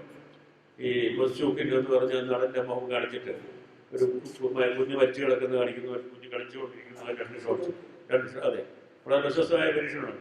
അതനുസരിച്ച് ആളുകൾ മരിച്ച ആളിനെ കാണിച്ചിട്ട് ഈ വേണ്ട മുഖം കാണിക്കുമ്പോൾ ഇയാൾ ദുഃഖിച്ചിരിക്കണം. ഒരു കുഞ്ഞ് കളിച്ചുകൊണ്ടിരിക്കുന്നത് കാണിച്ചിട്ട് ഇയാളുടെ മുഖം കാണിക്കുമായിരിക്കും സന്തോഷമാണ്. ഇതൊരു മൊണ്ടാഷ് എന്ന് പറയുന്ന പരസ്പരമുള്ള തമ്മിലുള്ള സന്നിവേശത്തിൻ്റെ ബന്ധങ്ങളിൽ നിന്നുണ്ടാകുന്ന ഒരു അർത്ഥമാണ്. അപ്പോൾ ഒരുപാട് എലിമെൻറ്റ്സ് വരുന്ന സിനിമ എന്ന് പറയുന്നത് അതുകൊണ്ടാണ് ഒരു പക്ഷേ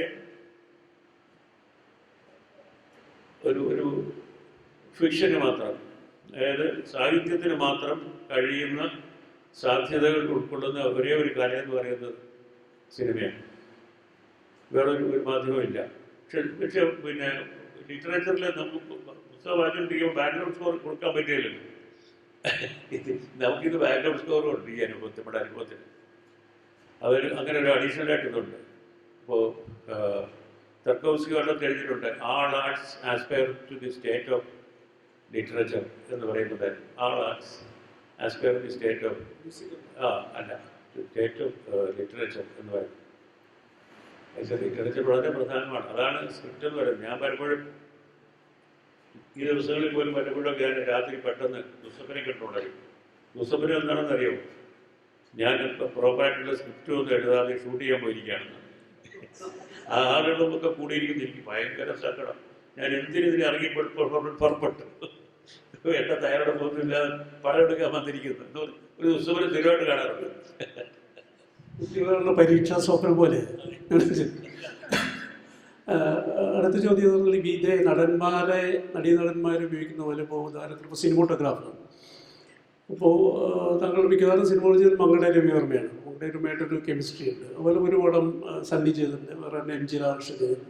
യഥാർത്ഥം ഇതേ പ്രശ്നം അപ്പോൾ നിങ്ങൾ ഈ മൊത്തം സ്ക്രിപ്റ്റ് സിനിമോട്ടോഗ്രാഫറായിട്ട് ചർച്ച ചെയ്തിട്ട് അതിൻ്റെ കാര്യങ്ങൾ തീരുമാനിക്കണം. സിനിമോട്ടോഗ്രാഫർക്ക് അതിൻ്റെ അകത്ത് ഇംപ്രവൈസ് ചെയ്യാനുള്ള സാധ്യതകളുണ്ടോ, അല്ല അത്തരം അവസരങ്ങൾ ഉണ്ടായിട്ടുണ്ടോ? ശരിക്കും ഇംപ്രവൈസ് ചെയ്യാനുള്ള അവസരങ്ങൾ വളരെ അപൂർവമാണ്. ചില സമയങ്ങളിൽ, ഉദാഹരണം ചില സമയങ്ങളിൽ രവിവർമ്മ ചില സജഷൻ ഇങ്ങോട്ട് പറഞ്ഞ് അപൂർവം 1-2 പ്രാവശ്യം ഞങ്ങളുടെ കരിയറിൽ 1-2 പ്രാവശ്യം ഇങ്ങോട്ടൊരു സജഷൻ പറയുന്നത്. കാരണം അദ്ദേഹത്തിന് ഞാൻ സ്ക്രിപ്റ്റ് അയച്ചു കൊടുക്കും, പരീക്ഷ ചെയ്ത് കഴിഞ്ഞോടെ അയച്ചു കൊടുക്കും. അദ്ദേഹം വായിച്ചിട്ടാണ് വരുന്നത്. പിന്നെ ഷൂട്ടിംഗ് സ്ക്രിപ്റ്റ് എന്ന് പറഞ്ഞൊരു ആ സ്റ്റേജിൽ എല്ലാ ഷോട്ടും ഇവിടുന്ന് എടുക്കുന്നത്, എത്ര നീളം ഉണ്ടാവും, അതിന് എന്ത് ലെൻസാണ്, രാത്രിയാന്ന് പകരാന്ന് തുടങ്ങിയിട്ടുള്ള സകല ഡീറ്റെയിൽസും അതിൽ ഷൂട്ടിംഗ് സ്ക്രിപ്റ്റിൽ കാണും. അതും അയച്ചു കൊടുക്കും. അതും വായിച്ചിട്ടാണ് അദ്ദേഹം വരുന്നത്. പക്ഷെ ഒരു എലിപ്പത്തയത്തിൽ ഒരു സീൻ ഷൂട്ട് ചെയ്ത്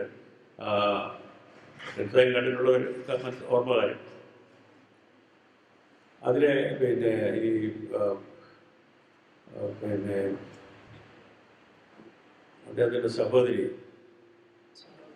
ശാരദ അഭിനയിച്ച കഥാപാത്രം വളരെ പിന്നെ അസുഖം വളരെ കൂടിയിട്ടായിട്ടൊരു അബോധാവസ്ഥയിൽ കിടക്കുകയാണ്.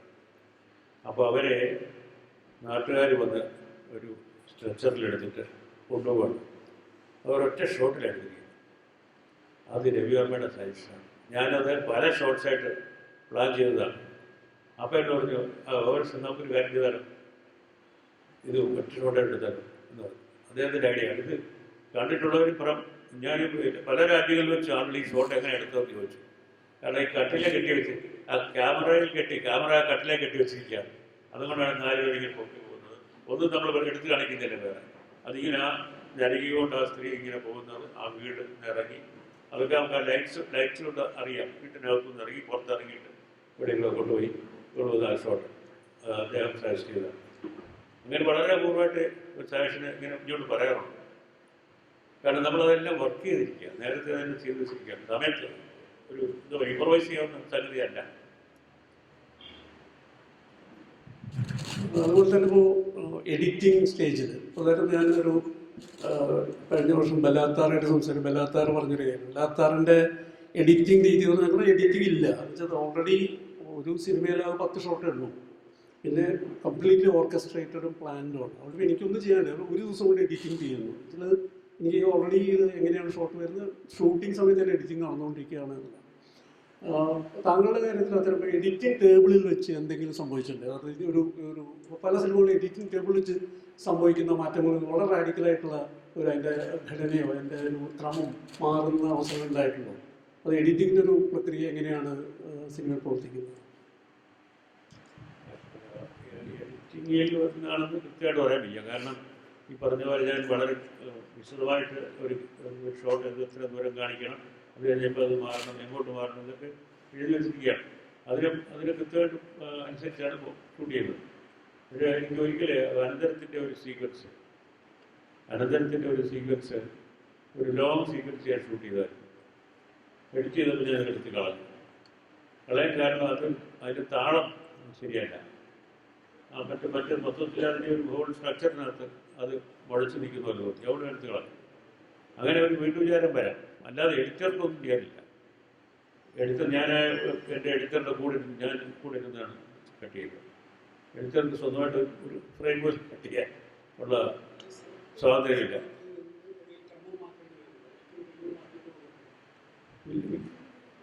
മിക്കവാറും ഇല്ലെന്ന് തന്നെ പറയാം.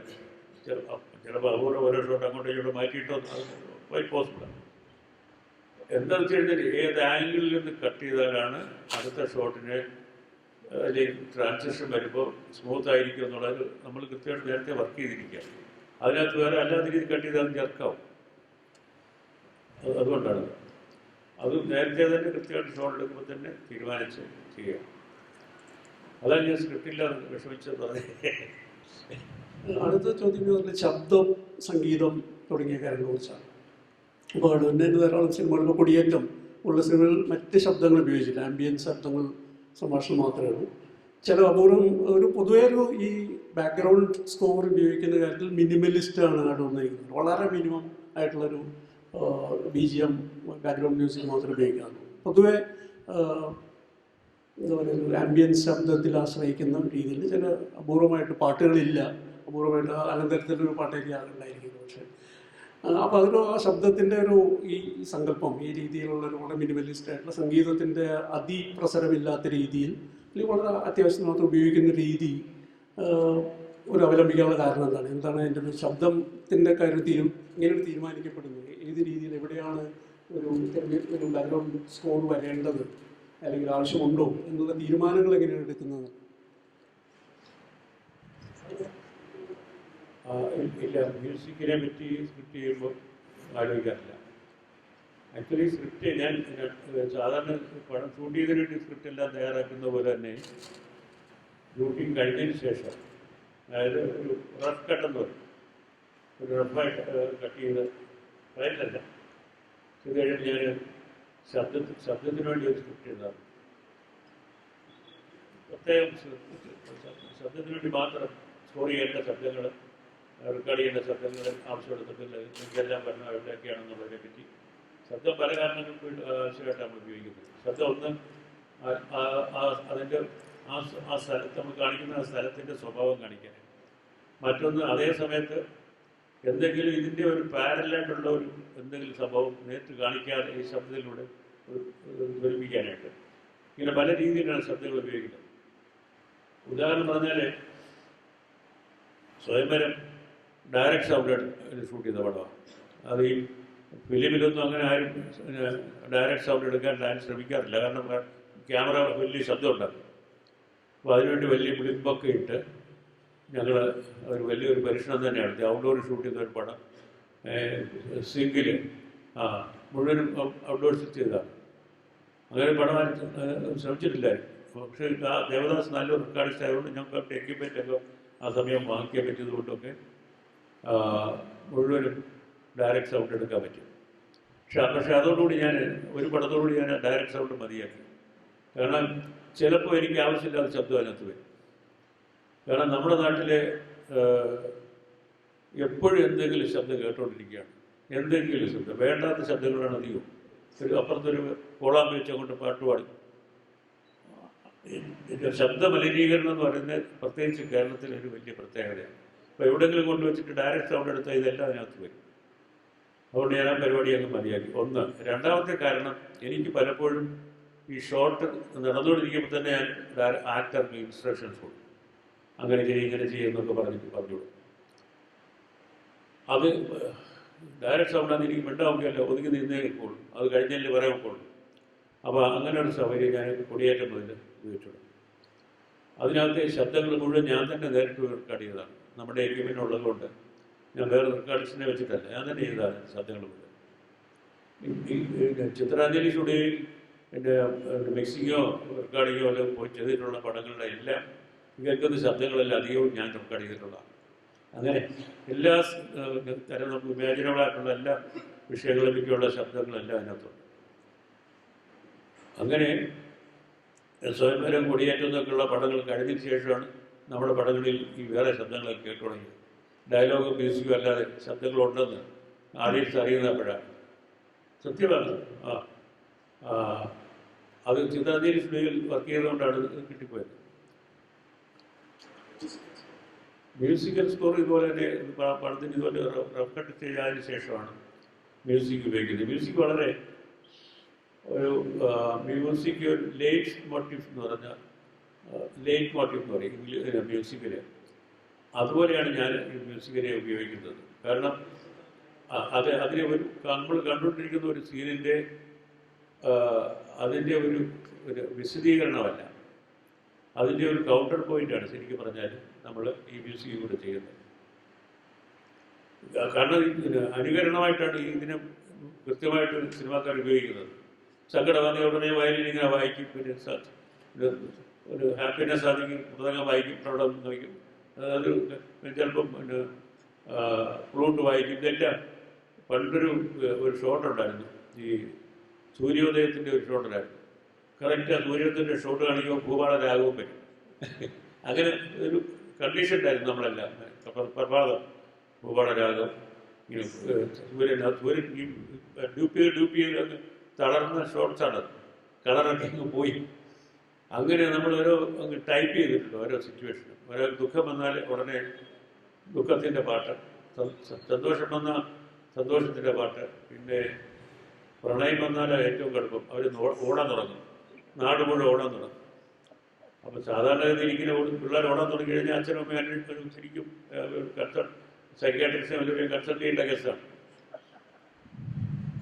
എനിക്കൊരു രംഗം ഓർമ്മയുണ്ട്. മുഖാമുഖത്തിൽ ശബ്ദം കൗണ്ടർ പോയിന്റായി മാറുന്ന പോലീസുകാരൻ വീട്ടിൽ വന്ന് അന്വേഷിക്കുന്നു, ചായ ഒന്നും ഇല്ലയോ ചോദിക്കുമ്പോൾ എല്ലാം അത് ചായ മുഴുവൻ അല്ല പാൽ മുഴുവൻ കിടാവ് കുടിച്ചു എന്ന് പറയുമ്പോൾ ഒരു വിശന്ന് കരയുന്ന കിടാവിൻ്റെ ശബ്ദമുണ്ട്.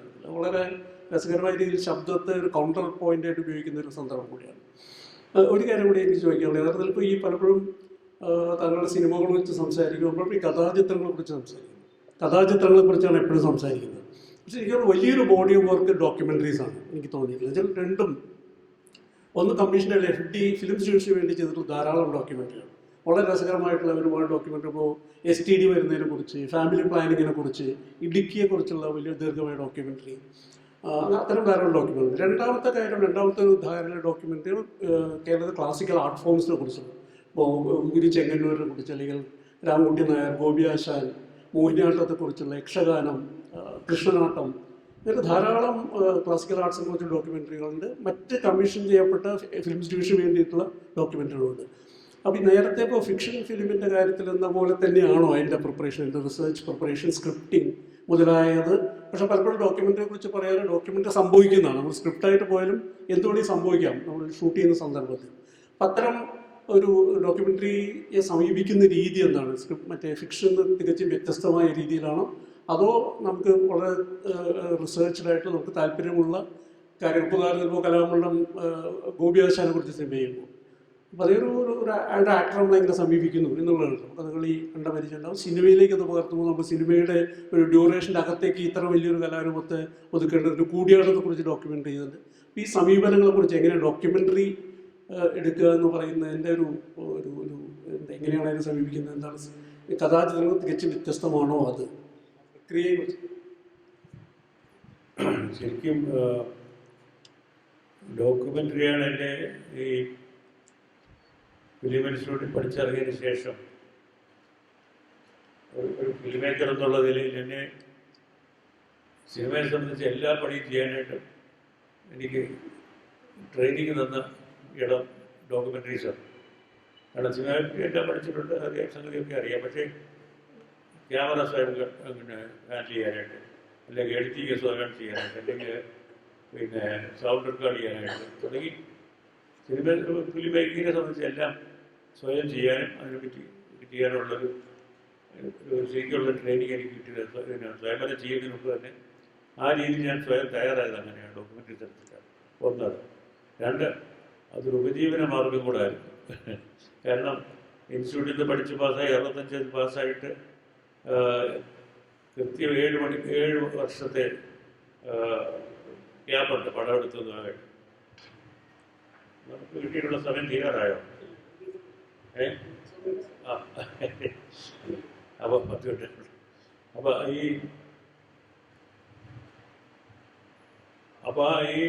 ആ ഒറ്റ കാരണം കൊണ്ട് തന്നെ ഡോക്യുമെൻ്ററികൾ എടുക്കാൻ നിർബന്ധനായി. പിന്നൊന്ന്, ക്ലാസിക്കൽ ആർട്ട് ഫോംസിനെ പറ്റി ചെയ്യുന്ന പടങ്ങൾ അതെന്നെ സംബന്ധിച്ചുള്ള എനിക്കൊരു വലിയ ഒരു ലേണിംഗ് ആയി. ഒരു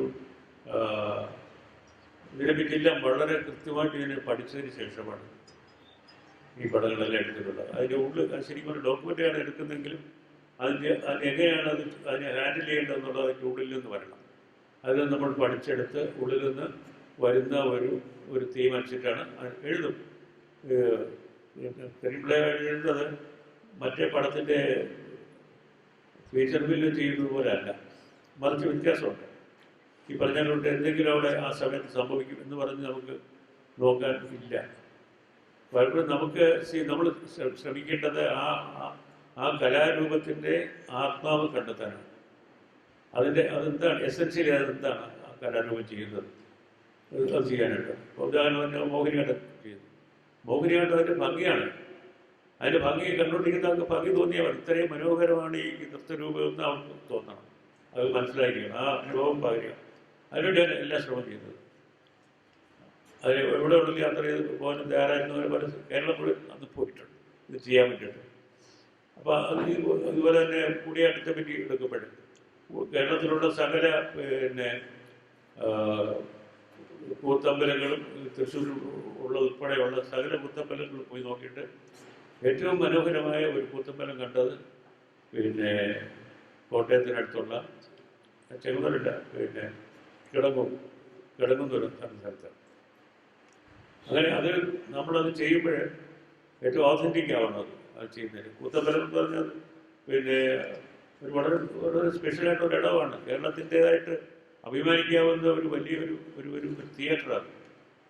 അതിൻ്റെ സ്ട്രക്ചറും അതിൻ്റെ അക്കൗസ്റ്റിക്സും ഇതെല്ലാം. അപ്പോൾ അതിൻ്റെ ഏറ്റവും നല്ലതാണ് നമ്മളത് ഉപയോഗിച്ചിട്ട് ചെയ്യുന്നത്. പലപ്പോഴും പക്ഷേ കൂത്തമ്പലം ഇപ്പോഴേ കുടിയാട്ടമൊക്കെ സാധാരണ സ്റ്റേജിൽ വന്ന് പെർഫോം ചെയ്യും. പക്ഷേ ശരിക്കുമുള്ള കൂത്തമ്പലം അതിൽ എല്ലാ മാസ്റ്റേഴ്സും വരണമെന്നുണ്ട്. ആ സമയത്ത് എല്ലാ മാസ്റ്റേഴ്സിനെയും നമ്മൾ ബന്ധപ്പെടുന്നു. അവരാണ് അതിനകത്ത് അവതരിപ്പിച്ചിരിക്കുന്നത്. അതിൽ 1-2 പേരൊന്നും ഇപ്പോഴില്ല. ശരിക്കും അത് ഡോക്യുമെൻറ്റേഷനാണ്. ശരിക്കും ഒരു ഭാഗത്ത്, വേറൊരു ഭാഗത്ത് ആ കലയെ ശരിക്കും അതിൻ്റെ ഉള്ളറിഞ്ഞിട്ടുള്ള ഡോക്യുമെൻറ്റേഷൻ്റെ വെറുതെ ഷൂട്ട് ചെയ്യുക എന്നുള്ളതേ ഉള്ളൂ. അതല്ല, അതിൻ്റെ പുറമല്ല, അതിൻ്റെ അകമാണ് നമ്മൾ നോക്കുന്നത്. ഏത് സിനിമയുടെ ഒരു പ്രത്യേകത, നമ്മൾ പുറം കാണിച്ച് അകം പുറം വിവരിച്ച് അകത്തേക്ക് കയറണം. അതാണ് നമുക്ക് കേട്ടത്.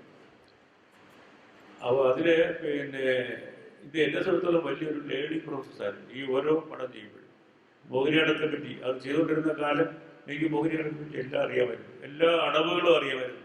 എല്ലാ പിന്നെ ഉപയോഗിച്ചിരിക്കുന്ന ഭർത്താക്കളെ പറ്റി അറിയാം, ഇതെല്ലാം ഒരു അതോറിറ്റി എന്ന് പറയാം ആ സമയം. അപ്പം മറന്നുപോയി, ഇപ്പം എന്നോട് ചോദിച്ചാൽ ഒന്നും പറയാറില്ല. ആ സമയത്തേ ഉള്ളൂ, ആ സമയത്ത് കൃത്യമായിട്ട് പഠിച്ചിരിക്കും.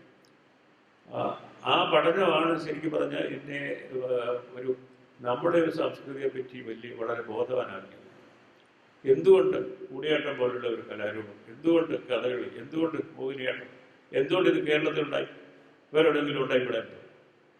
എന്തുകൊണ്ടാണ്? കേരളീയർക്ക് ഏറ്റവും അഭിമാനിക്കാവുന്ന കലാരൂപങ്ങൾ, അത് നമുക്ക് യാതൊരു മാറ്റവും വരാതെ വരികയാണ്. കഥകളിയുടെ കാര്യത്തിൽ നേരെ തിരിച്ചാണ്. കഥകളി ഉണ്ടായ കാലത്ത് നിന്നൊക്കെ എത്രയോ പുരോഗമിച്ചു. ആധുനിക കാലത്തേക്ക് വന്നപ്പോഴത്തേക്ക് കഥകളി വളരെ മനോഹരമായിട്ട് അതിൻ്റെ വേഷമായാലും അതിൻ്റെ ഉടുത്തുകെട്ടായാലും അതിൻ്റെ ചുട്ടിയായാലും ഇതെല്ലാം ചേർന്നിട്ട് വളരെ മുമ്പോട്ടാണ് പോയിരിക്കുന്നത്. എല്ലാവരും ഇതിൽ വെള്ളം ചേർത്ത് പുറകോട്ട് പോയിട്ടില്ല, നേരെ തിരിച്ചാണ്. നല്ല ഒരു പ്രോഗ്രഷനാണ് ഉണ്ടായിരിക്കുന്നത്. ഇതൊക്കെ നമ്മൾ ഇതിനോട് ചേർന്ന് നിന്ന് പഠിച്ചാൽ മാത്രമേ നമ്മൾ മനസ്സിലാക്കുകയുള്ളൂ. നമ്മുടെ റോളെന്ന് പറയുന്നത് ഇത് കൃത്യമായിട്ട് ആവാഹിച്ചെടുക്കുക. ആളുകൾക്ക് പക്ഷേ ഇനിയുള്ള ഭാവിയിലേക്ക് കൂടിയാട്ടത്തിൻ്റെ പിന്നെ ഷൂട്ടിങ് 10 മണിക്കൂറുണ്ട് ആ പടം. പക്ഷെ അവർക്ക് യുനെസ്കോ ആവശ്യപ്പെട്ടിട്ടാണ് ചെയ്തത്. അത് ചുരുക്കി 3 മണിക്കൂർ അതിലൊരു വെർഷൻ ഉണ്ടാക്കി. അപ്പോൾ യുനെസ്കോ ചോദിച്ചു, ഒരു 2-3 മിനിറ്റിൽ ഇത് ചെയ്ത് കൊടുക്കാൻ പറ്റും. അവരുടെ ഡയറക്ടർ ബോർഡിനെ കണ്ടിട്ട് വേണം. വലിയൊരു റെക്കഗ്നേഷൻ അതിൽ വന്നത് അങ്ങനെയാണ്. അപ്പം ഞാൻ അവരോട് പറഞ്ഞു, നിങ്ങൾക്ക് ഇതിനകത്തുനിന്ന് ഏതെങ്കിലും ഭാഗത്തുനിന്ന് 1.5 മിനിറ്റ് കണ്ടോളാം. അതേ പറ്റുള്ളൂ, അത് ചുരുക്കം ഒക്കെയല്ല. കൂടിയാട്ടത്തിൽ ധാരണ ഇല്ലാത്തത് പറഞ്ഞാൽ. അപ്പോൾ അങ്ങനെ ഞങ്ങൾ ഇതിനെ ഒരു അപ്രോച്ച് അതാണ്. ഈ ഓരോ അതിൽ കിട്ടുന്ന പ്രതിഫലത്തിന് അപ്പുറമായിട്ടായിരുന്നു എനിക്കത് കിട്ടിയ ഒരു വലിയൊരു ആത്മീയമായിട്ടുള്ള സംതൃപ്തി. ഞാൻ ഈ ഓഡിയൻസിൻ്റെ അടുത്തേക്ക് പോകുന്ന 2 വളരെ ക്വിക്കായിട്ടുള്ള ക്വസ്റ്റ്യൻസ്. ഒന്ന്, ഇപ്പോൾ കഴിഞ്ഞ ഒരു 10-20 വർഷത്തിനിടയിൽ സിനിമയിൽ സംഭവിച്ചിട്ടുള്ള ഏറ്റവും വലിയ വിപ്ലവം എന്ന് പറയുന്നത് അനലോഗ് എന്ന ഡിജിറ്റലിലേക്കുള്ള മാറ്റമാണ്. അത് വളരെ വലിയ സ്വാതന്ത്ര്യം കാണുന്നുണ്ട്. വെച്ചാൽ ഡിജിറ്റൽ നിങ്ങൾക്ക് ധാരാളം ഉപയോഗിക്കാം, മറ്റേതുമാതിരിയുള്ള ഈ സെല്ലോട് ഉപയോഗിക്കുമ്പോൾ ടെൻഷനില്ല. അപ്പോൾ നിങ്ങൾ ഒരർത്ഥത്തിൽ അത് ഭയങ്കര അശ്രദ്ധ ഉണ്ടാക്കുന്നുണ്ട്, ആധിക്യം ഉണ്ടാക്കുന്നുണ്ട്, മറുവശത്ത് ഒരു സ്വാതന്ത്ര്യം നൽകുന്നുണ്ട്.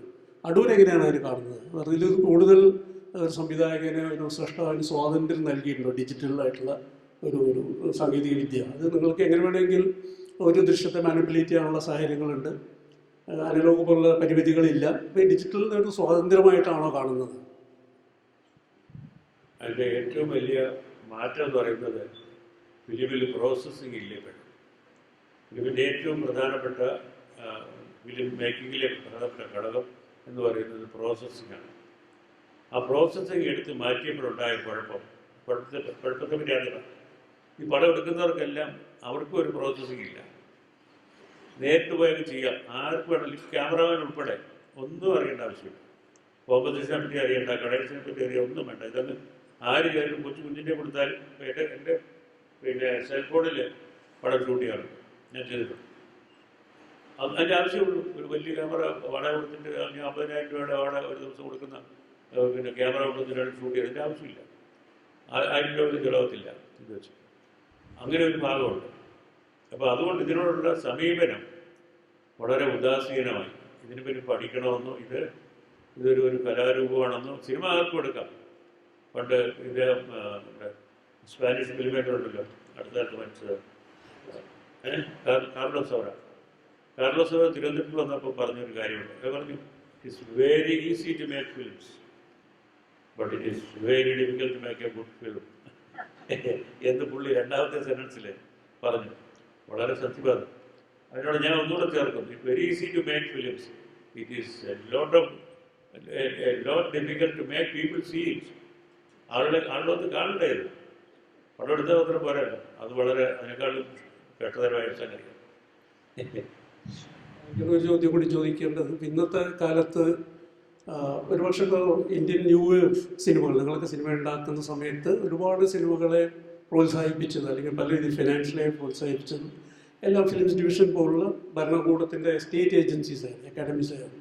ഇന്ന് അത് വലിയ രീതിയിൽ മാറ്റങ്ങൾ സംഭവിച്ചുകൊണ്ടിരിക്കുന്നത്. സ്റ്റേറ്റ് പരിപൂർണ്ണമായി കൾച്ചറിൽ പിൻവാങ്ങിയും അല്ലെങ്കിൽ കൾച്ചറിന് അവർ സ്വന്തം താല്പര്യങ്ങൾക്ക് മാത്രം ഉപയോഗിക്കുന്ന രീതി വരുന്നു ഒരു വശത്ത്. അപ്പോൾ അത്തരം വ്യത്യസ്തമായ സിനിമകൾക്ക് അല്ലെങ്കിൽ സമാന്തര സിനിമകൾക്കുള്ള ധനസഹായമില്ല എന്ന് മാത്രമല്ല, അത് പ്രദർശിപ്പിക്കാൻ പോലുമുള്ള സാഹചര്യങ്ങളില്ല. ടെലിവിഷൻ പിന്മാറുന്നു, വേദികളില്ല, ഭരണകൂടം വലിയ രീതിയിൽ ഇത്തരം സ്വതന്ത്രമായ സിനിമകൾ അല്ലെങ്കിൽ പ്രതിപക്ഷ സിനിമകളെ അനുവദിക്കുന്നില്ല. മറുവശത്ത് സെൻസർഷിപ്പ് എന്ന് പറയുന്ന ഒരു സംഭവം. സെൻസർഷിപ്പ് ഒരു ഭരണകൂടത്തിൻ്റെ മാത്രമല്ല, സമുദായങ്ങളുടെ സെൻസർഷിപ്പ് വരുന്നു. വ്രണിത വികാര നാടകങ്ങളാണ് മുഴുവൻ. അപ്പോൾ ഈ രീതി എന്താ വെച്ചാൽ സിനിമയെ തന്നെ ഒരു ഹെറിറ്റേജ് ആയിട്ട് ഇന്ന് സർക്കാർ കാണുന്നുള്ള സംശയമുണ്ട്. എന്ന് വെച്ചാൽ ഫിലിം ആർക്കൈവ്സ് പോലുള്ള അല്ലെങ്കിൽ ഫിലിംസ് ഡിവിഷൻ പോലുള്ള എല്ലാത്തിനെയും ലയിപ്പിക്കുന്നു. ഒരു നയമില്ലാത്ത രീതിയിൽ സംഗതികൾ മാറിയിരിക്കുന്നു. യഥാർത്ഥത്തിൽ ഇത്തരമൊരു ഈ ഇന്ത്യൻ സിനിമയുടെ ഒരു ഇത്രയും വലിയ ചരിത്രമുള്ള, ഇത്രയും സങ്കീർണവും സമ്പന്നവുമായ ചരിത്രമുള്ള ഇന്ത്യൻ സിനിമയുടെ ഭാവിയെ എങ്ങനെയാണ് കാണുന്നത് ഈ അവസരത്തിലെന്ന്? വളരെ അപകടകരമായ അവസ്ഥയിലാണ് നമ്മൾ. ഇതിപ്പോട്ടെ, സിനിമയുടെ ഏറ്റവും വലിയ, നമ്മുടെ സംസ്കാരത്തിൻ്റെ ഏറ്റവും വലിയ ഒരു ഭാഗമായിരുന്നു നാഷണൽ ഫിലിം ആർക്കൈവ്. അവരോട് സൂക്ഷിച്ചിരിക്കുന്നത് എത്രയോ വർഷങ്ങളുടെ സിനിമയുടെ മാത്രമല്ല, നമ്മുടെ സാംസ്കാരിക ചരിത്രം, നമ്മുടെ സ്വാതന്ത്ര്യ സമരത്തിൻ്റെ ചരിത്രം, ഇതെല്ലാം ഉൾക്കൊള്ളുന്ന ഫിലിം ആർക്കൈവ്. അതിനെപ്പറ്റി യാതൊരു ധാരണയില്ലാത്ത ഒരു കോർപ്പറേഷനിലേക്ക് ആണ് അതിനെ ട്രാൻസ്ഫർ ചെയ്തിരിക്കുന്നത്, ഫിലിംസ് ഡിവിഷൻ. അതുപോലെ തന്നെ ഇന്ത്യയിലെ എല്ലാ പ്രധാനപ്പെട്ട ഉണ്ടായിക്കൊണ്ടിരുന്ന കാലാകാലങ്ങളായിട്ടുണ്ടായിരുന്ന ഓരോ സംഗതി ഭാവങ്ങളും റെക്കോർഡ് ചെയ്ത് സൂക്ഷിച്ചിരുന്ന ഒരു സ്ഥലമായിരുന്നു ഫിലിംസ് ഡിവിഷൻ. നമ്മളത് ന്യൂസ് റീലായിട്ട് കണ്ടിരുന്നു. പിന്നെ ഓരോ ഫിലിം മേക്കേഴ്സിനെ പറ്റിയുള്ള പടങ്ങൾ, ഇങ്ങനെയൊക്കെ ഒരുപാട്. അതും ഈ ഒരു കോർപ്പറേഷൻ, അത് ഫെയിലായൊരു കോർപ്പറേഷനാണ്, ഒളിഞ്ഞുപോയൊരു കോർപ്പറേഷനാണ്. അതിൻ്റെ മുകളിലേക്ക് അത് കൊടുത്തു. അത് കഴിഞ്ഞിട്ട് പിന്നെ ഭാഗ്യവശാൽ ഫിലിം ഇൻസ്റ്റിറ്റ്യൂട്ടിനെ അവർ ലയിപ്പിച്ചില്ല, ഇതുവരെയില്ല. താമസിയാതെ ചിലപ്പോൾ അത് സംഭവിക്കാവുന്നതാണ്. ഇപ്പോൾ ഒരു വലിയൊരു സമരം നടക്കുകയല്ലേ. അപ്പോൾ ഈ സിനിമയെ സംബന്ധിച്ച്, സിനിമ മാത്രമല്ല കൾച്ചറിനെ മൊത്തം ഒരു വാൾമുനയിലാണ് നിർത്തിയിരിക്കുന്നത്. എപ്പോഴാണ് ആ വാൾ വീശുന്നതെന്ന് അറിയാൻ വയ്യ. എല്ലാം ഛേദിച്ചു പോകും ഇങ്ങനെ പോയാൽ. നമുക്കൊരു ഒരു കൾച്ചർ എന്ന് പറയുന്ന സംഗതിയോടെ ഭരണകൂടത്തിന് യാതൊരു താല്പര്യമില്ല. സിനിമ മാത്രമല്ല, എല്ലാം. ഒരു പാർട്ടിയിലും മെമ്പറായിട്ടില്ലാത്ത, ഒരു പാർട്ടിയുടെ പ്രവർത്തകരായിട്ടല്ലാത്ത ഒരാളായിരുന്നു സേതു, എഴുത്തുകാരൻ സേതുവിന് ബുക്ക് ട്രസ്റ്റിൻ്റെ പ്രസിഡൻ്റായിരുന്നു. അദ്ദേഹം വന്ന ഉടനെ തന്നെ ഭരണം കൈ കിട്ടിയ ഉടനെ ആദ്യം ചെയ്ത് സേതുവിനോട് പിരിച്ചു, അതിൻ്റെ പ്രസിഡന്റ് മാറ്റുകയാണ്. ഇങ്ങനെ എവിടെയെല്ലാം കൊള്ളാവുന്ന ആളുകളിലിരുന്ന് പ്രവർത്തിച്ചിരുന്നു അവരെല്ലാം മാറ്റി. നാഷണൽ ഫിലിം ആർക്കൈവ് എന്ന് പറഞ്ഞാൽ അതിന് വളരെ ഏത് രാജ്യത്തിൻ്റെ വലിയൊരു പ്രസ്റ്റീജാണ്. ഇത്രയും ഒരു 10,000 5,000 പടങ്ങളവിടെ ഉണ്ട്. അതിൻ്റെ ചീഫായിട്ടിരുന്ന അയാൾ ഉടനെ ആദ്യമേ തന്നെ പറഞ്ഞയച്ചോളൂ. അവിടെ ആരുമില്ല, ഉത്തരവാദിത്തമുള്ള ആരുമില്ല. ഇത് അവരുടെ പോയെന്ന് മാത്രമല്ല, അവരിപ്പോൾ ചോദിക്കുന്നത് ശ്യാമിനിയിൽ എടുത്തൊരു പടം തിരുവനന്തപുരത്ത് ഫെസ്റ്റിവലിൽ കാണിക്കാൻ വേണ്ടിയിട്ട്. പിന്നെ ഇവർക്ക് അത് കഴിയില്ല. അതിനകത്ത് പ്രൊഡക്ഷനകത്തൊന്നും ബംഗ്ലാദേശ് പ്രൊഡ്യൂസ് ചെയ്തതാണ്. Mujeeb the making of Bangladesh എന്ന് പറഞ്ഞ പടം, ശ്യാമിനിയിൽ ഏറ്റവും അവസാനം എടുത്ത പടം. ആ പടം ഇവര് തിരുവനന്തപുരത്തെ ഫെസ്റ്റിവലിൽ കാണിക്കാൻ വേണ്ടി ചോദിച്ചത് 1 ലക്ഷം രൂപയാണ്. അതിൻ്റെ ഫീസ്. കാരണം എന്താ പറ്റുന്നതായിട്ട് ബംഗ്ലാദേശിൽ അവർ സർക്കുലേറ്റ് ചെയ്യാനൊന്നും അവർ നിയമിച്ചിട്ടുണ്ട്. അപ്പം ആർക്കൈവ് ആയാലും മറ്റ് ഫിലിംസ് ആയാലും അവരുടെ കൈ വന്നു കഴിഞ്ഞാൽ അത് ബിസിനസ് ചെയ്യണമെന്ന് മാത്രമേ. അത് പറ്റി ബിസിനസ് എം എ എടുത്ത ആളുകളുണ്ടല്ലോ, ബിസിനസ്സിൽ എം എ അല്ലെങ്കിൽ ബിസിനസ് മാനേജ്മെൻറ്റിലൊക്കെ ബിരുദമുള്ള അവരുടെ കയ്യിലായിട്ടുണ്ട്. അവർക്ക് ഇതിനെപ്പറ്റി ഒന്നും ഒരു ധാരണയില്ല. അവരാണ് ഇപ്പോൾ ഇതെല്ലാം റൺ ചെയ്യുന്നത്. അപ്പോൾ 10 കാശ് ഉണ്ടാകണമെന്നാണ്, അതാണ് അതിൻ്റെ ഒരു. ചോദ്യങ്ങൾക്ക് 5 മിനിറ്റ് സമയം. ആർക്കെങ്കിലും ചോദ്യങ്ങൾ ചോദിക്കണമെങ്കിൽ പ്ലീസ്. നമ്മളിപ്പോൾ ലോക സിനിമയെ ശ്രദ്ധിക്കുകയാണെങ്കിൽ നമുക്ക് മനസ്സിലാവും, ഇപ്പോൾ വലിയ കെടുതികളും ദുരിതങ്ങളൊക്കെ അനുഭവിച്ചിരുന്ന ജനതകൾ അവരെ ഭൂതകാലത്തിൽ നിന്ന് ഒന്നാന്തരമായ സിനിമകൾ ലോകത്ത് എടുത്തു വരുന്നതൊക്കെ ഇപ്പോൾ ക്ലാസിക്കൽ ഫാസിസത്തിൻ്റെ ഒക്കെ കാലത്ത് നിന്ന് ജനിക്കുന്ന സിനിമകൾ ഞാൻ പറയേണ്ട ആവശ്യമില്ല. ഒരുപാട് സിനിമകൾ ഇപ്പോൾ വൈറ്റ് ടൈഗർ എന്ന് പറഞ്ഞ മറ്റേ റഷ്യൻ മൂവി, അതുപോലെ ചിലിയിൽ നിന്ന് പേൾ ബട്ടൺ മറ്റേ പിനോഷയുടെ അഗസ്തോ പിനോഷയുടെ മറ്റേ ഇത് കാലത്തുള്ള സിനിമകൾ, അങ്ങനെ അവർ ഭൂതകാലത്ത് നിന്ന് ഖനനം ചെയ്തിട്ട് ഒന്നാന്തര സിനിമകൾ ലോകത്ത് മുഴുവൻ വന്നുകൊണ്ടിരിക്കുകയാണ്. ഞാൻ ഇന്ത്യ പോലെ ഏറ്റവും കെട്ട ഒരു കാലഘട്ടത്തിലൂടെ സഞ്ചരിച്ച ഒരു ജനത, നമ്മുടെ വിഭജനം അഭയാർത്ഥി പ്രവാഹം എന്നൊക്കെ പറഞ്ഞാൽ ലോകത്തിലെ തന്നെ ഏറ്റവും വലിയ കെടുതികളിൽ ഒന്നായിട്ടുള്ളതാണ്. അങ്ങനെ അത്തരം നമ്മുടെ ഈ ഭൂതകാലത്തിൽ നിന്ന് എന്തുകൊണ്ടാണ് നമുക്ക് ഇന്ത്യയിൽ അത്തരം മികച്ച സിനിമകൾ വരാതിരിക്കുന്നത്? അതുപോലെ തന്നെ സാറ് പ്രീ പ്രൊഡക്ഷൻ ഒരു കാരണവശാലും ഒരു മികച്ച സിനിമയ്ക്ക് ഒരു നാഷണൽ അവാർഡ് ഇനി കിട്ടത്തില്ല. കാരണം നാഷണൽ അവാർഡ് ജൂറി മുഴുവനും പിന്നെ ഒരു പർട്ടിക്കുലർ പിന്നെ രാഷ്ട്രീയ സംഘടനയുടെ കാലാൾപ്പടയാണ്. അവരാണ് അവിടെ ഇരിക്കുന്നത്. ഒന്ന്, അതിൻ്റെ ചെയർമാൻ ഉൾപ്പെടെ നമുക്ക് വിശ്വസിക്കാൻ ഒക്കെയില്ല. ഈ കഴിഞ്ഞ 2 വർഷം മുമ്പ് ഇൻ്റർനാഷണൽ ജൂറിയിൽ ഇരുന്ന ഇസ്രായേലുകാരനായ ഫിലിം മേക്കർ, ചെറുപ്പക്കാരനാണ്, അതുകൊണ്ട് അയാൾ പറഞ്ഞത്. അയാൾ പറഞ്ഞു അവിടെ കാശ്മീർ ഫയൽസ് എന്ന് പറഞ്ഞൊരു പടം കോമ്പറ്റീഷന് കൊടുത്തിരുന്നു. അപ്പോൾ ജൂറി ചെയർമാൻ ഈ മന്ത്രിമാരെയൊക്കെ സ്റ്റേജിൽ എത്തിക്കൊണ്ട് പറഞ്ഞു, നിങ്ങൾക്ക് ഒരു വലിയൊരു രാജ്യമല്ലേ, ഒരു ഇൻ്റർനാഷണൽ ഫെസ്റ്റിവലല്ലേ നടത്തുന്നത്, നിങ്ങളുടെ പ്രോപ്പഗൻഡ ഫിലിമാണോ കോമ്പറ്റീഷൻ കാണിക്കുന്നത് എന്ന് ചോദിച്ചു. ശരിക്ക് അയാൾ ഞാനിത് പറയുന്നത് ആരെങ്കിലും പറയണമെന്നുള്ളതുകൊണ്ടാണ് ഞാനിത് പറയുന്നു, നിങ്ങൾ എന്ത് ഭവിഷ്യത്ത് വേണമെങ്കിലും ആയിക്കോട്ടെ എന്ന് പറഞ്ഞു. ഭവിഷ്യത്തുണ്ടായതുകൊണ്ടായി ഇല്ല എന്ന് പറഞ്ഞുകൂടാ. ഫെസ്റ്റിവലിൻ്റെ ഡയറക്ടറെ മാറ്റിയവർ അത്രയും ഫലമുണ്ടായി. അതിനടുത്ത കൊല്ലം കേരള സ്റ്റോറി എന്ന് പറഞ്ഞ പടം വീണ്ടും കാണിച്ചു. ഇപ്പം കഴിഞ്ഞ ഫെസ്റ്റിവലിൽ അത് നമ്മുടെ കേരളത്തിൽ എല്ലാവർക്കും അറിയാം, അത് കള്ളക്കഥയാണെന്ന് എല്ലാവർക്കും അറിയാം. ഇങ്ങനെ അത്തരം പടങ്ങളാണ് ഇൻ്റർനാഷണൽ ഫെസ്റ്റിവലിൽ കാണിക്കുന്നത്. ഒന്നുകിൽ കോമ്പറ്റീഷനിൽ, അല്ലെങ്കിൽ ബെസ്റ്റ് ഓഫ് ഇന്ത്യൻ സിനിമ എന്ന് പറഞ്ഞ സെക്ഷനിൽ. ഇങ്ങനെ ഒരു കാരണവശാലും നല്ല സിനിമയ്ക്ക് ഒരു പ്രൊമോഷൻ എന്തെങ്കിലും കിട്ടുമെന്ന് യാതൊരു പ്രതീക്ഷയും വേണ്ട. ഭാഗ്യവശാൽ ഞങ്ങളെപ്പോലുള്ളവരെ ഒരുമാതിരി അവരുടെ ജീവിതങ്ങൾ ജീവിച്ചു തീർന്നുകൊണ്ടിരിക്കുന്ന സമയമാണ്. അതുകൊണ്ട് എനിക്ക് ഈ ഭാവിയെ പറ്റി വലിയ പ്രതീക്ഷയൊന്നുമില്ല. അവസാനത്തെ ചോദ്യം, സമയമില്ല, ഒന്ന് ചുരുക്കി ചോദിക്കണേ. അങ്ങയുടെ പിന്നെയും എന്ന സിനിമ കണ്ടപ്പോൾ ഒരു കുടുംബം ഒരു മനുഷ്യനെ കാറിലിട്ട് ചുട്ടരിച്ച് തങ്ങളുടെ സാമ്പത്തിക ബാധ്യത തീർക്കാമെന്ന് വീടിൻ്റെ ഉമ്മറത്തിരുന്ന് ഗൂഢാലോചന ചെയ്യുന്നത് ഞാൻ കണ്ടു.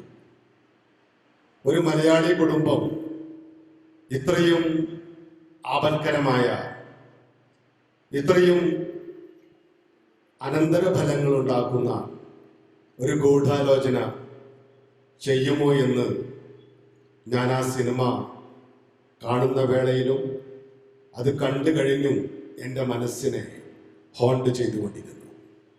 പക്ഷേ ഈയിടെ കൊല്ലത്ത് 6-7 വയസ്സുള്ള ഒരു പെൺകുട്ടിയെ ചോദ്യം നിങ്ങൾ ചോദിച്ചു കഴിഞ്ഞു. നോക്കിന് സമയമില്ല, നമ്മൾ സീറോയിലെത്തി. തട്ടിക്കൊണ്ടുപോയപ്പോൾ ഇല്ല അതൊക്കെ എല്ലാവർക്കും അറിയാം. ഞാൻ പറയാൻ വന്നത് നിങ്ങൾ ചോദ്യം, നിങ്ങളുടെ മനസ്സിലുദ്ദേശിച്ച ചോദ്യത്തിന് ഉത്തരം പറയാം. ഓക്കെ. നിങ്ങൾക്ക് അറിയാൻ വയ്യാത്തൊരു കഥ ഉണ്ട്. 40 വർഷം മുമ്പ് കേരളത്തിൽ നടന്ന ഒരു സംഭവമുണ്ട്. ഇതേമാതിരി പ്ലാൻ ചെയ്ത് ഒരാളിനെ കാറിലിട്ട് ചുട്ടുപൊരിച്ച ഒരു കഥയുണ്ട്. അത് ശരിക്കും പറഞ്ഞാൽ അങ്ങനെ ഒരു കഥയുടെ പശ്ചാത്തലത്തിലാണ് ഞാനത് എഴുതുകയും പടമെടുക്കുകയും ചെയ്തത്. പക്ഷെ അത് ആ ചുട്ടുകരിക്കലിനെ പറ്റിയോ ആ വ്യക്തിയെ പറ്റിയുള്ള സിനിമയല്ല.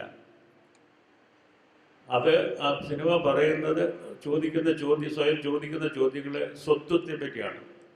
നമ്മൾ ആരാണ്, നമ്മൾ ഓരോരുത്തരും ആരാണ് എന്നുള്ളതിനെ പറ്റിയാണ് ചോദിക്കുന്നത്. മറ്റേ ഒരു കഥയും കൂടെയാണ് അത് വരുന്നത്. പക്ഷെ അയാളുടെ കഥ പറയുകയല്ല ആ സിനിമയുടെ ഉദ്ദേശം. നമ്മൾ ഓരോരുത്തരും നമ്മൾ ആലോചിക്കേണ്ട കാര്യമാണ്, നമ്മൾ ആരാണ്, എങ്ങനെയാണ് നമ്മൾ. കടവരൻ രാമകൃഷ്ണൻ പറഞ്ഞതിൻ്റെ കൂട്ട് നിങ്ങളായി എന്ന് ചോദിക്കുമല്ലോ, അതുപോലെയാണ്. അപ്പോൾ അതിനൊരു പ്രോസസ്സുണ്ട്. നമ്മളെല്ലാം ഒരാളുടെ ശരിക്കും പറഞ്ഞാൽ ഈ കൃത്യമെല്ലാം ചെയ്ത് പുറത്താകുന്ന ഒരാൾ, അയാൾ പിന്നെ വ്യക്തിയല്ല, അയാൾക്ക് പേര് പോലും ഇല്ല, അയാൾക്ക് രൂപമില്ല, അയാൾ രൂപം മാറ്റി, അയാൾക്ക് പേര് മാറ്റി, അയാൾക്ക് ഏറ്റവും അടുപ്പമുള്ളതെല്ലാം അയാൾക്ക് അടുക്കാനൊക്കാത്ത രീതിയിൽ മാറിപ്പോയി.